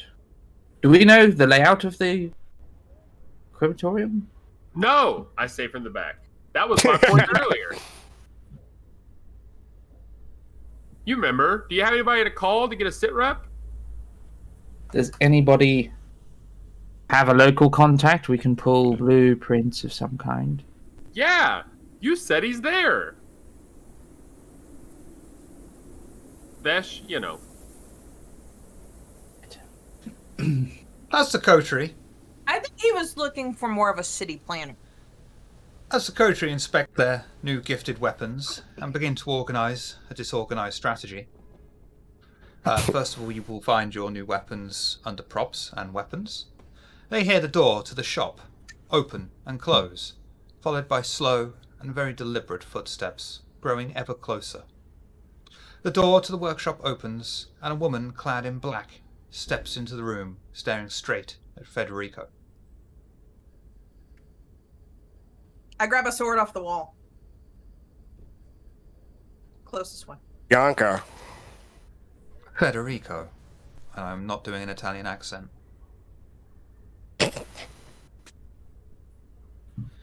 What's up?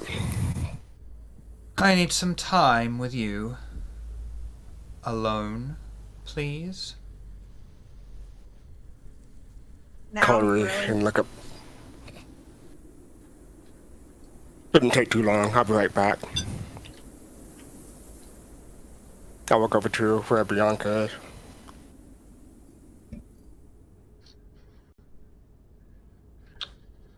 I put the sword back where I found it. Run along, little camarillas. I stay there. And you, whatever you belong to. Got it. Bianca starts walking around the workshop. If you weren't so nervous, you'd almost swear she was flirting with you just by her walking. She runs her fingers over your workshop tops, and finally she says, "Where is the money, Federico?" I did the job that you, the last job. It wasn't my fault that you got interrupted. Your last job fell through. No one got paid. The client paid good money, and you didn't deliver all of the goods. What even happened to the napalm? We went through a lot of trouble for that. That's the second institution got their hands on it. And then that is your problem. My problem is, we How are is it- still out of pocket. How's it my problem? I did my job. I got it. Matter of fact, I got captured by them. It would have been easier if you had died. At least then we can wipe out your debt. Sadly, you weren't. So you still owe the family money. Or perhaps you wish to become Fine. a permanent exhibition at Club 30s now. No, I will pass on that. If you have a line on another job, let me know. We Can't will be be tonight, in though. touch. It can't be tonight, though. We have something going on. Very well. But do not try and fuck us over again. That never ends well, Wasn't trying to fucking with this the time. Giovanni. Yeah. Got it. Make sure you survive tonight. We want what is owed to us. If you don't pay it, perhaps someone in your family will.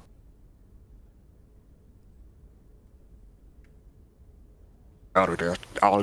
I'll pay what I'm owed, what you're owed. Bianca turns and leaves, ignoring the coterie entirely, and disappears into the night. Federico goes back to the Coterie. That was pleasant. I thought you had to see that. How far away were? Sorry, just to gauge an idea of where we were, Drennick. Were we present? Would we have heard all of that? No. I argue that Caleb would have, just out of sheer curiosity, activate heightened senses to eavesdrop on the whole conversation. I shouldn't really let you do that after the scene, but it's the finale, so fuck it. I didn't want to interrupt your RP, sorry. Ah.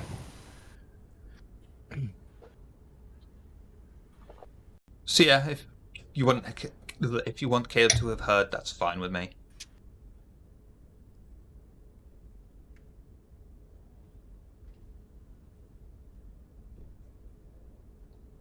Oh, no judgment.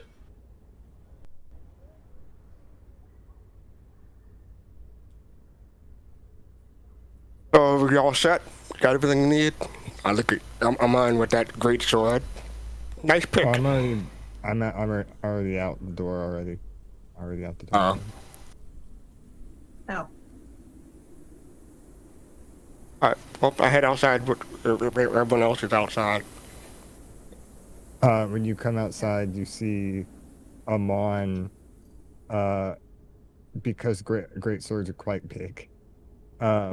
He's putting it in the back seat, through the hole in the seat, into the trunk, but with the point pointed towards the back of the car. Because if you get in a car wreck, you don't want it turning into a projectile. So. And by the way, as we're walking out of the store, Federica points to a really long and thin sword, and I point to it and say, "That's my Sephiroth sword. I haven't had anybody ask for it yet."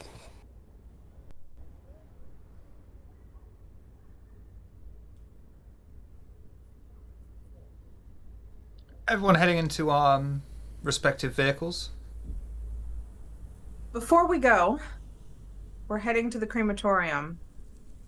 Perhaps we need this. And she pulls out the brand. What is that? It's a way for us to communicate. Are we really expecting to get separated? Didn't they say that your cult has him surrounded? I believe there's going to be more than just us there. Mm-hmm. Just offering. I mean, I don't care. Trust me, if that thing's going to get a hold of me, it's going to do more damage than that thing's going to do. So, it doesn't matter. Mm-hmm. If it makes you feel better, sure. Not sure if I go, oh, fuck, I died. I'll say it in my head, though. Sorry. What was that, Silas? I think I'll just stick by everyone else. I don't need to be wandering off. So I shouldn't need the brand. If anybody's going to be at a distance from this thing, it's going to be me. Perhaps I should take it?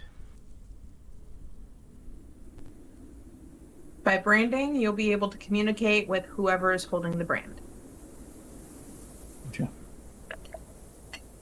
So I Sound plan? heat the brand up with the lighter where you want it.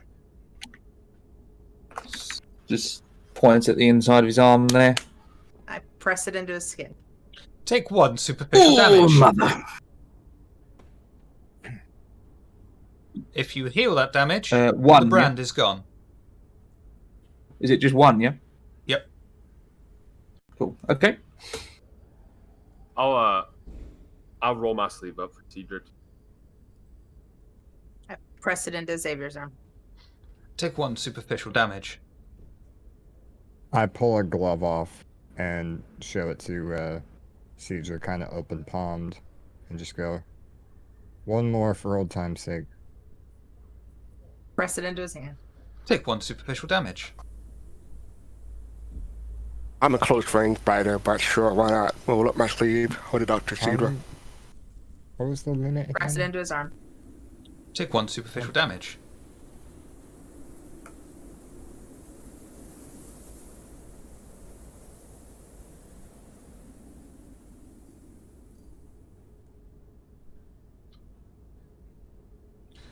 Heading off into cars?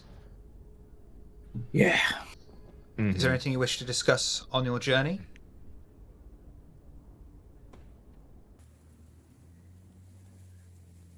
Okie dokie. I am not looking forward to this abomination. The Coterie drive through the streets of Oxford. Most of the streets are quiet, but as they get closer to the crematory, the usual small crowds of people begin to appear, even seeing a small child playing in her bedroom. But as they look back, the child seems to have disappeared. The Coterie drive into the night, just leaving the outskirts of the city, and head into the Oxford crematory on the border of the city itself. The group drive in and can already see the distinctive lights of flaming torches placed in the distance. They park up and exit their vehicle. Anything you wish to discuss before you approach?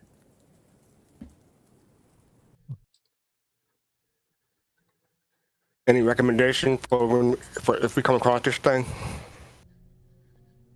Don't get hit. Yeah.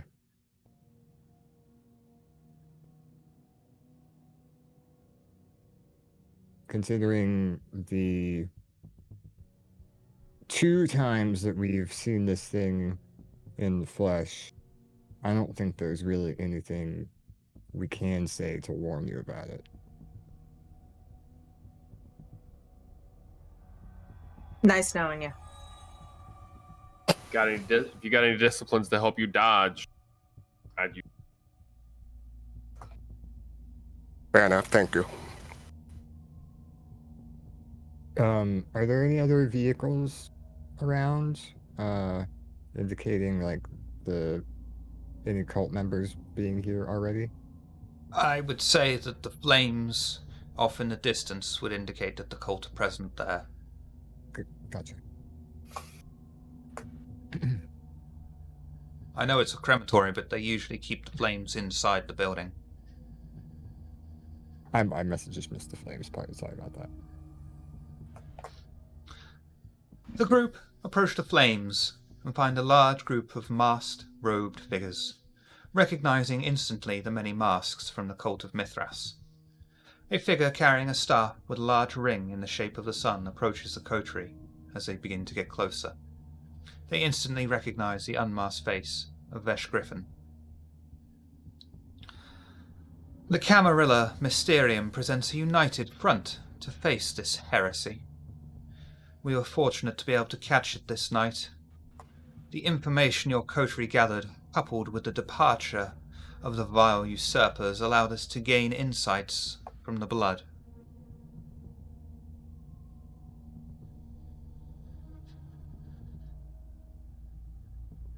The creature is trapped within the building.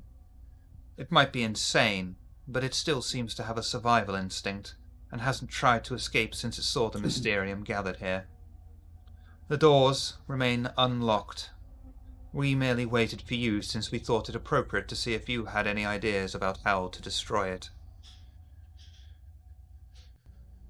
At this point, I take out the tin of liquid silver and coat my blade with it. Fascinating. Would you care to try your luck, Sister Cedra? Now or never. As you wish. You I shall look at Caleb. You shall not be opposed. What if we brought the building down on it while it was trapped? I'm not sure it would be enough. Me neither, but I'm not sure that little fucking arrow is going to be enough either. It's not the arrow that's doing the damage, we know that. Just to get a better idea, how big is the building?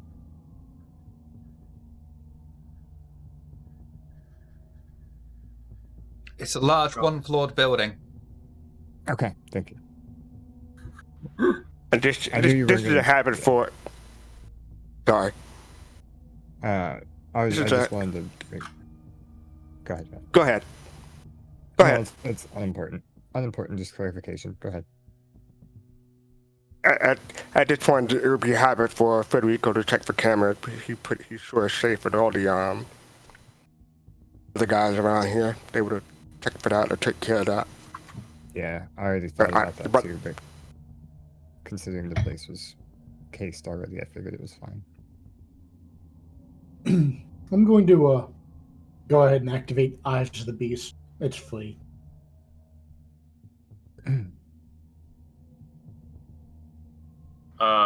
Yeah, if we're doing that, I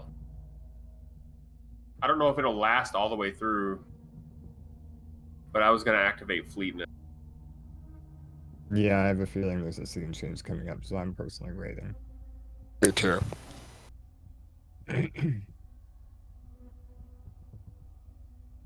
Cedra just says fuck this and walks One scene, inside.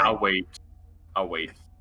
Cedra, boldly, courageously, foolishly, enters into the crematorium, swinging the door open with Windashi at her side. The moment that she enters,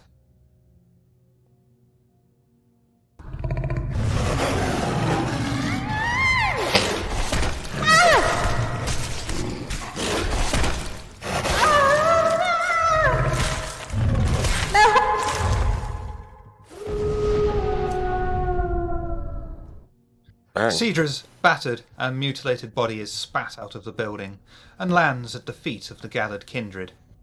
Vesh coldly looks down at the body and turns to the coterie. This specific situation was unexpected. However, we are prepared for something exactly like this. We are saddened it must come to this. But the city will be rid of this abomination tonight. It is our duty. Do not enter the building, for it will cost you your existence. Afford us a moment, please. And the coterie, the cult of Mithras, circle around Vesh and Cedra's dead body, blocking view. A man with a large whip, made of bone and a mask in the shape of the sun, approaches, holding a large, antique container, engraved with what the coterie know is Mithras wrestling a bull. The gathered Mithraists close their circle, obscuring the coterie from their prying eyes.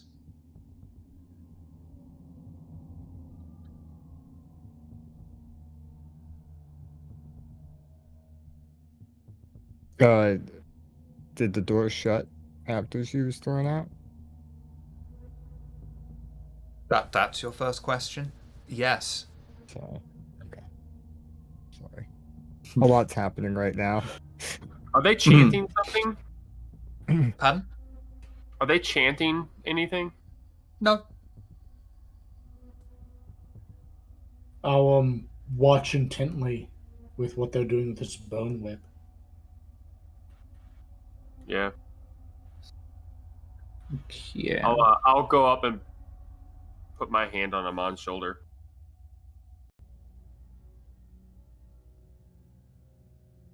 It was the Bonner Akeem thing to do. It was foolish, and you know it. I wasn't disputing that. Caleb's jaw has been clenched.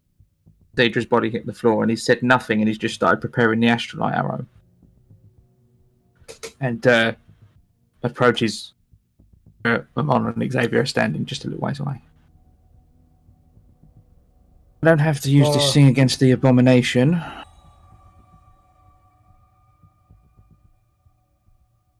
Happened so fast, I don't think you could have gotten a shot off.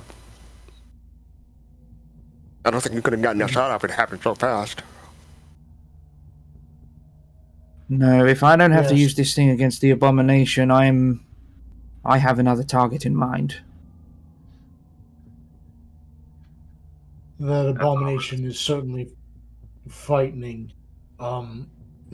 Cedra's, it's a shame she's passed, but she certainly seemed unhinged. Maybe the death or the incapacitation of her mortal affected her worse than I thought.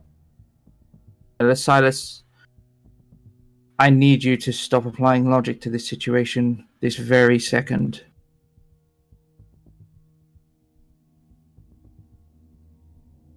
I don't think I should go in. You're not going in. No, You're the last fucking person that can go that's going in there. No offense to you. You're a fucking... It's like throwing a brick. It ain't gonna dodge anything. None taken. It would be the illogical thing to do. They've begun the Mithras people. They've begun like a somewhat of a ritual around the building, correct? They are surrounding Vesh and what's left of Cedra's body. Gotcha. Okay. Okay, never mind then. You know who would be really useful right now? Isaac. I just want to know if they're raising her from the dead. That's a good question. And Caleb will turn and sort of slightly louder, as if it's an announcement. Whatever you're doing, better be working and working quickly, because my patience is being tested. Holding the crossbow with the astrolite arrow in it very intently. Are you shaking it? No, not shaking it.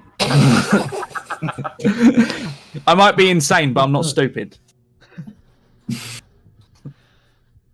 The cult open their ranks and behold the sight of Vesh's body, seemingly dead and drained of vitae.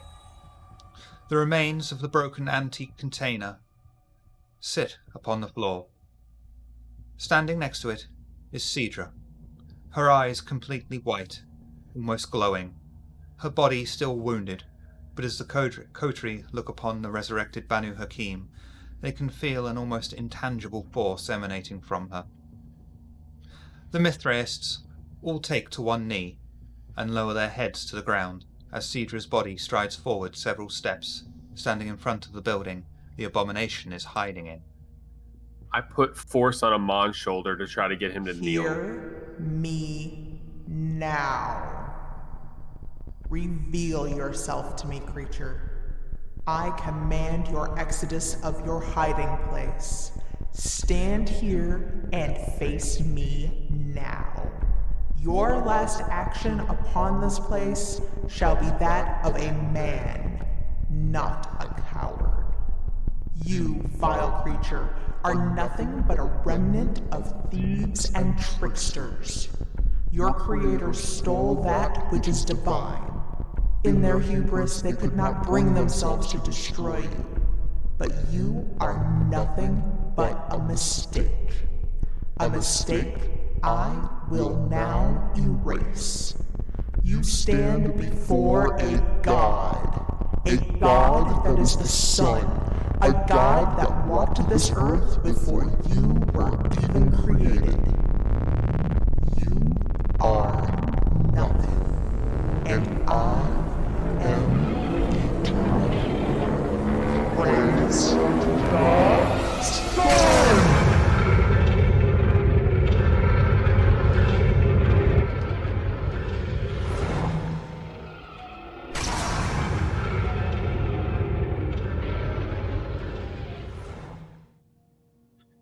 The light from Cedra's eyes slowly fades away and seems to envelop her body, dancing over her feet and blinding the onlooking Coterie as it flashes out of her wounds, running down to her feet, then like bolts of lightning crackle around her ankles.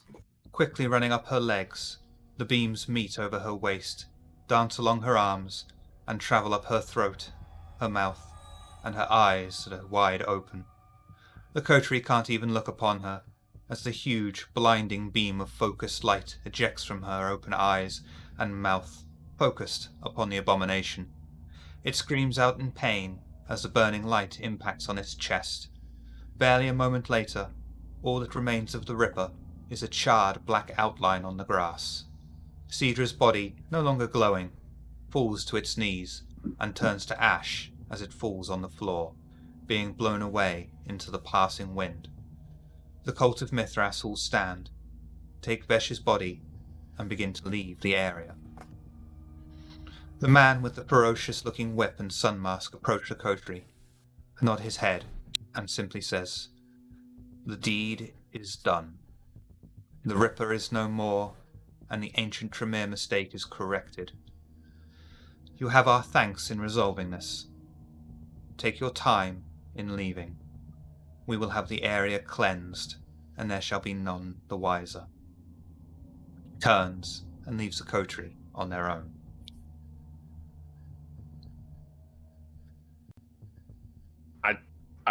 I quietly say, "Fuck did they do this in the first place for?" Out of curiosity, is Cedra dead or is she back? She turned to ash that was blown away in the wind. Ah, right. Okay, sorry. What happened to the sword, Wendashi? That's a good question. The sword? Can I answer this? The sword would have fallen to the ground. As you pick it up and look at it, it is rusted and degraded beyond use. I'm a Gramon. Yeah, I go up and I do that. I pick the sword up in that gentle way, both hands palm up. And if there's still a strap on the sword, I would sling it around my back to take it with me. I think she'd want you to have it. It certainly would make a good keepsake. Starting to get more and more of those.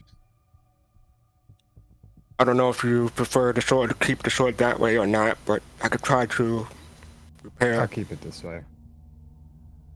Just thought I'd ask. Get in the habit of keeping all those things, you'll become a hoarder.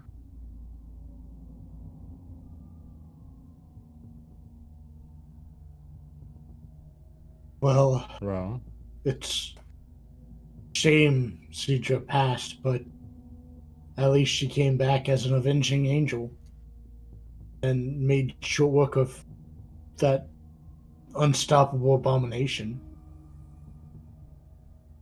I'm the not wall will completely be sure what tight happened closed. here. Was that Cedar or was that someone else? That was a god, my dude. Amon, I'll say this for Cedra. Kalal can kiss her ass. That dude's a prick. She could never amount to what she did today.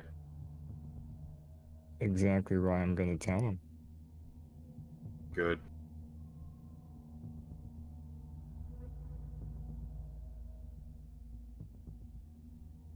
Silas would look over at Mon. Well, you are the hound now. You don't have to lick Kalal's boots. I'm sorry, what? Yeah. He wasn't there for that, that's right. Yeah. I got some new work ahead of me. Amon got a promotion. I say that's unfortunate and turn to walk away. He has higher boots to lick now.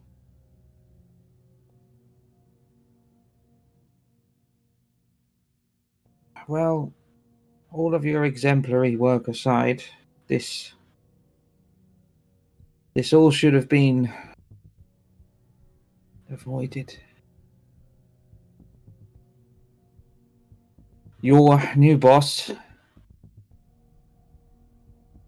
I'll look into it that he receives a performance review.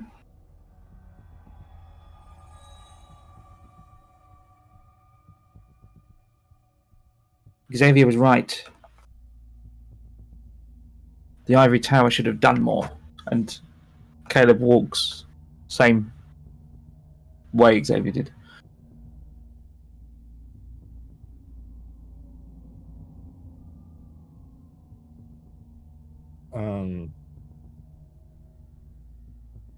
I'm not sure what else we need to do. Is it starting to get like really late in the night? It's getting pretty close to morning. Yeah. I just envisioned like all of that drama, and Amon just stood there like, I mean, what am I supposed to do with this? Yeah. That's exactly how I feel. Yeah.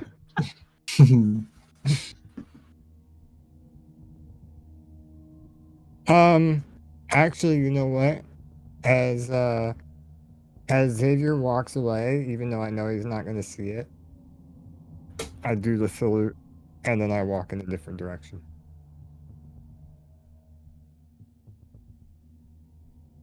I look back toward the crematorium.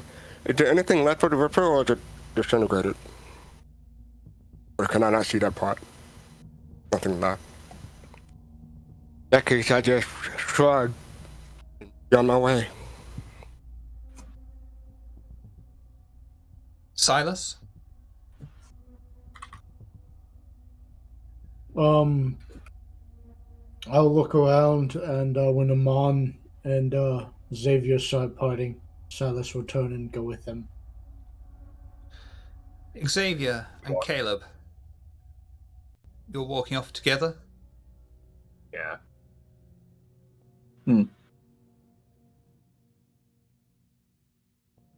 What's happening with that? Well, I assume I drove my car also. So, Caleb, come here.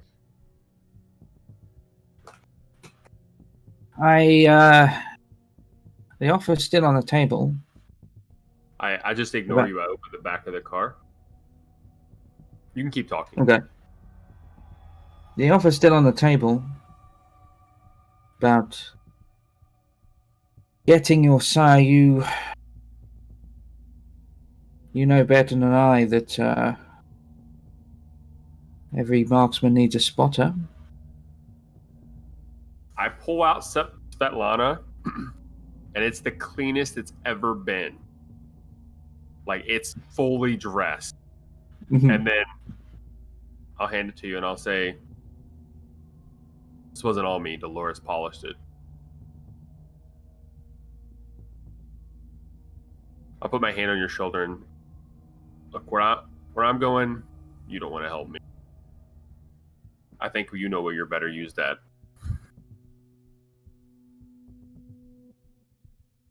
I'd argue, but I made Cedra a promise, and I can't carry that promise out if I'm dead.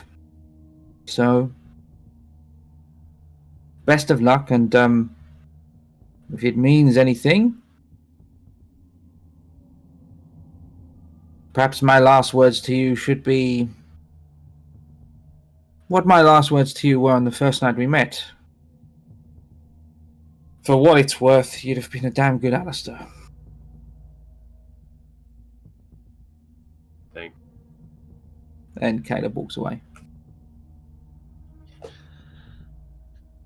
Across the city, at roughly the same time, in Xavier's Haven, Dolores is doing her now usual routine of tidying the place and preparing for Xavier to return, when she happens upon a note handwritten by Xavier. It reads, Dolores. This is my best Xavier impression. I'm not one to write letters. In fact, I can't recall a single letter I wrote to my wife when I was away at war. Thank you. Thank you for always being so helpful. Thank you for taking care of Beretta while I was away. Thank you for acting like you care, even though it was a small facade to get all a facade to get my blood. Tonight will be the last night you see me again. For too long have I played by the rules to appease those around me. I was foolish to think they'd be able to help me do what I needed to do. These assholes took my little girl from me, and now they think they can dictate when and how I enact my revenge. That ends tonight. Take care of yourself, and mostly, take care of Beretta. Stay inside tonight. It won't be safe. X. P.S. There's 3 blood bags in the fridge. Do me a favor. Kick that habit. Dolores thinks to herself. It was never a facade. I'll show him. Dolores has tears in her eyes. As she says this, walks over to Beretta's holding pen and unlocks it, letting the crazed hellhound free into the city. Meanwhile, across the city, outside of Elysium, any dialogue or anything you wish, Xavier? Or shall I narrate? I'll take that as a you got this. Yeah, you got this. Xavier puts his phone back in his pocket. He places his sire's body into the car driver's seat, being very careful not to put the foot on the accelerator yet. He places a plastic milk container between the sire's legs on the driver's seat, and then places a picture of his daughter on top. He closes the driver's side door and ensures his sire's foot is gently placed on the accelerator. He stands outside the car, ensuring no one can see him, and roughly takes a stake out of his sire's chest. In a flash, his sire regains consciousness, and in his twitch of unlight, his foot comes crashing down on the pedal, and the car speeds forward as Xavier sticks his finger up at the car as it goes careening into Carfax Tower. Not even a second later, blowing it up in a large explosion, bringing the tower down, ensuring that anything or anyone in Elysium is caught in the blast.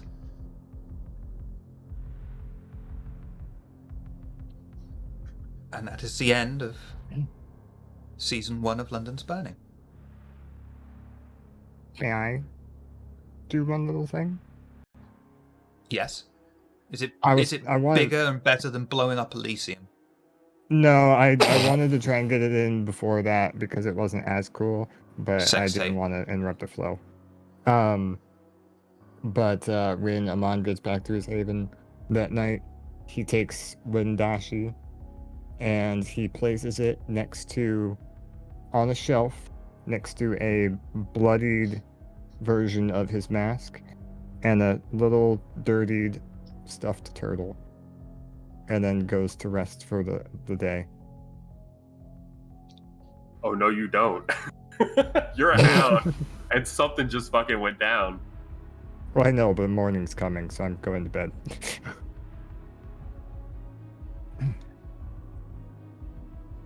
That was our end. Wow, thank you, Kendu. Ken Daddy. Thank you. Ms. Hartz, That would was you like good. to say thank you, Ken Daddy? Thank you, Ken Daddy.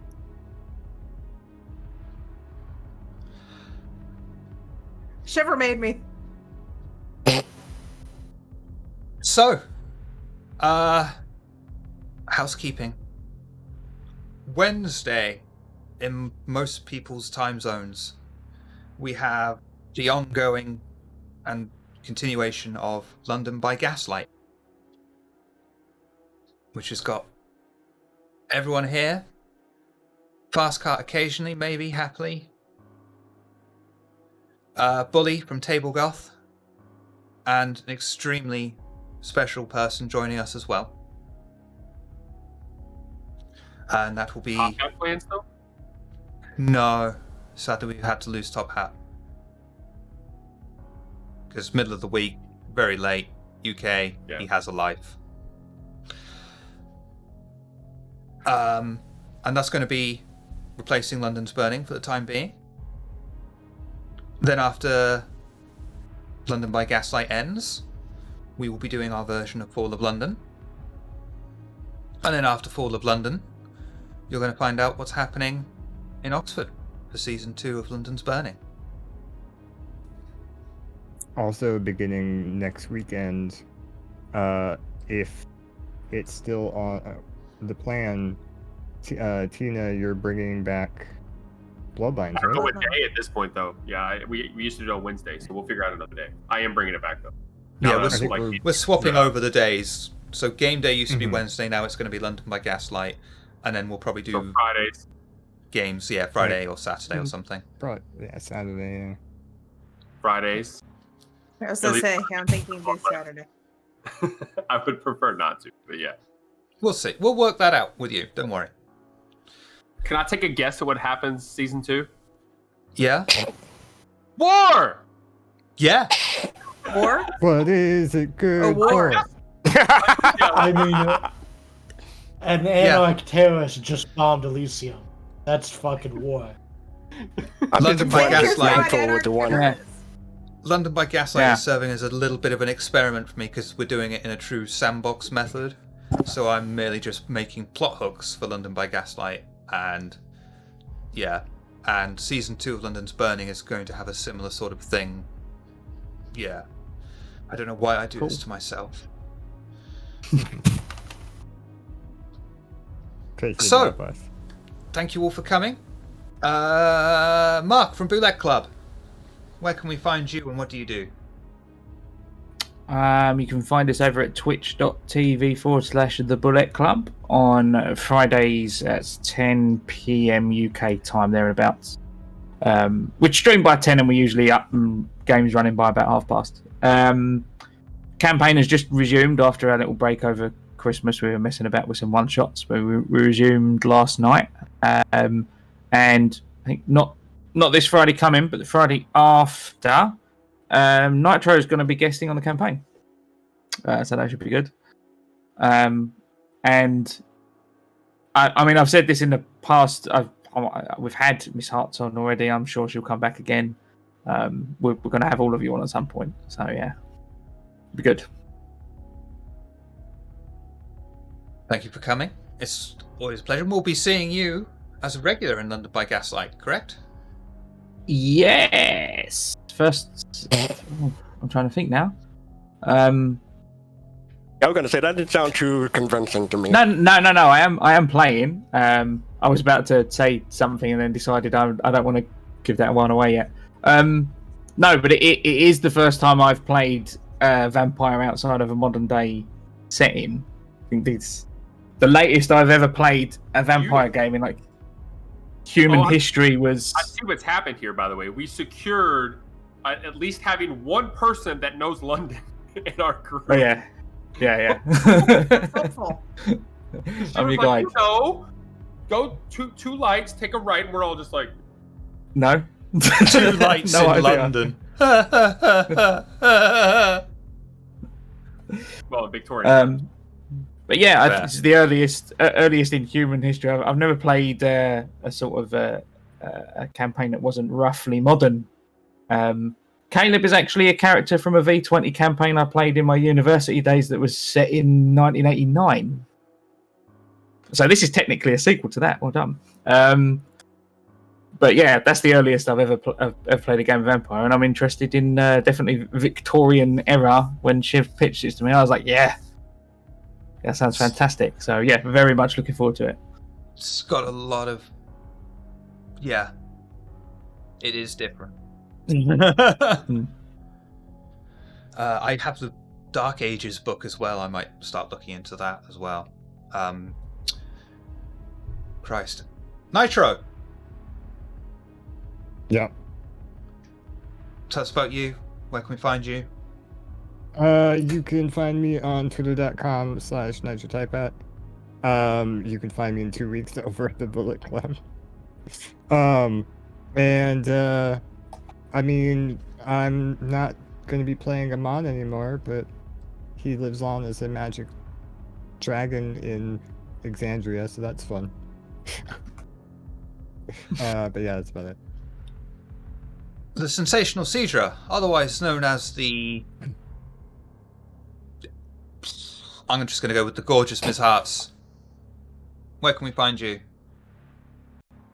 You can find me streaming. Sometimes I used to stream on Mondays, but that hasn't been working out lately. On Twitch as Ms. Hearts, MZHARTZ. You can find me everywhere as Ms. Hearts, on Twitter, on Discord, all the things. And I also have I Want My 80s show on Tuesday nights, 7 p.m. Central Time on the Base Radio. And of course here on Table of Horrors. If you want promotional products or graphic design, go to gebopromo.com. GEBOPROMO.com. Ha. Silas, otherwise known as Noscavian. Where can we find you and what do you do? You can find me here. I guess it'll be London by Gaslight is where I'll be next. And on the Discord at me. It's good enough for me. Fast Car. Do we have a shout out for Fast Car yet? No. Oh, you did. I'll use Well, the the Soul Soul Citizen is Citizen one fine. Yeah, we just use the Soul Citizens one. Fast Car. That's kind of what he join me plays tomorrow. anyway. Join me tomorrow on Soul Citizen at 8 p.m. Eastern on Sunday. We're talking about computers that can play Star Citizen. And maybe we'll have a religious war between NVIDIA and AMD or AMD and Intel. So that'll be fun. So join us for that. Also, you can find me on Tuesday on Miss Hart's show, the 80s show. I think we're doing a special show for live. Oh, yeah, live it's going to recording. be live. Yeah, live tracks this week. So check this out for that. I think that's it. Oh, before we go, I just want to say thank you everyone for having me. Thank you for letting me play Mercy, the werewolf. I know that was not easy for the group sometimes, especially Shiva, for incorporating that. I really appreciate that, and thanks for having me. If it wasn't for Mercy, I wouldn't have been able to. I wouldn't have wanted to play a vampire that current plan. So thank you for that. Appreciate it. I think it was just a few days after Mercy died. You were like, "So Shiv, can I play a vampire?" Tina, otherwise known as Xavier, otherwise known as what's he done this time? Where can we find you and what do you do? That's probably. I wonder in the game, like later on down the road, when Caleb hears that happen, he thinks it was Xavier or not. Like, I know Amon probably does. That's a good point. Yeah. I think he would. I think he knows you were about to go do something stupid. He'll put two and two together, yeah. So that's happened, and there's a fucking a Rottweiler hellhound on the loose. Oh, I forgot about that. And you broke Dolores's heart. And that's also probably going to be bad for people. Yeah. So yeah, next game I'm playing somebody completely different. Because you're in London by Gaslight also? Yeah, my London by Gaslight character is completely different too. Yeah, Miss Hearts and I kind of switched. Yeah, we did. Mine's a bit of a diva. Somehow, some You got a way. taste of it tonight. Yeah, somehow, some way, Tina and I still both made characters that ended up being best friends. My London by Gaslight character is a Banu Hakim. Ooh. Oh, really? Although at that Yeah. time, they're not known as Banu Hakim, are they? Yeah, it'd be an Oh. Asmite. Assamite. Yeah, Assamite. Oh. Oh, what am I? So one more big shout out to Aurora Sanguine, because she's been very kind to us, very good to us, and helps us out a lot with voiceover work and all sorts of other things. Over on Kickstarter, she is running her Kickstarter for Arcana Familiar Expanded. We want to try and do a one-shot of that at some point in the future, just to show off what it's all about and what it's like. She does really good, high-quality work, so please go and check it out. Please. Anyone got anything else? I feel like I'm forgetting something, but I don't. I don't know. There's one thing. Noscavian, what's your OnlyFans address? I do not have an OnlyFans. Thanks, Shiv. If you like video game war, Eve is pumping out a lot of stuff to read right now. Like PC gamers, we're doing write-ups and everything. So go treat yourself to that. We've broken 4 world records so far. So. Or you can play the single-player version by downloading Excel. You can play multiplayer in Excel too. Hey, Google true. is great. Yeah, Google Docs. Yeah. Yeah. True. No kidding, no joke. But I did thought to play Eve Echoes on mobile just to see if I could. I played that and immediately quit. We'll go with raiding on Vancouver. We can't go, of course, and because it was the finale, Ms. Haas, the classic. Have a good night. Every time. We'll go and sheath our swords over this. Or unsheath them. How are we gonna make that joke, Shiv?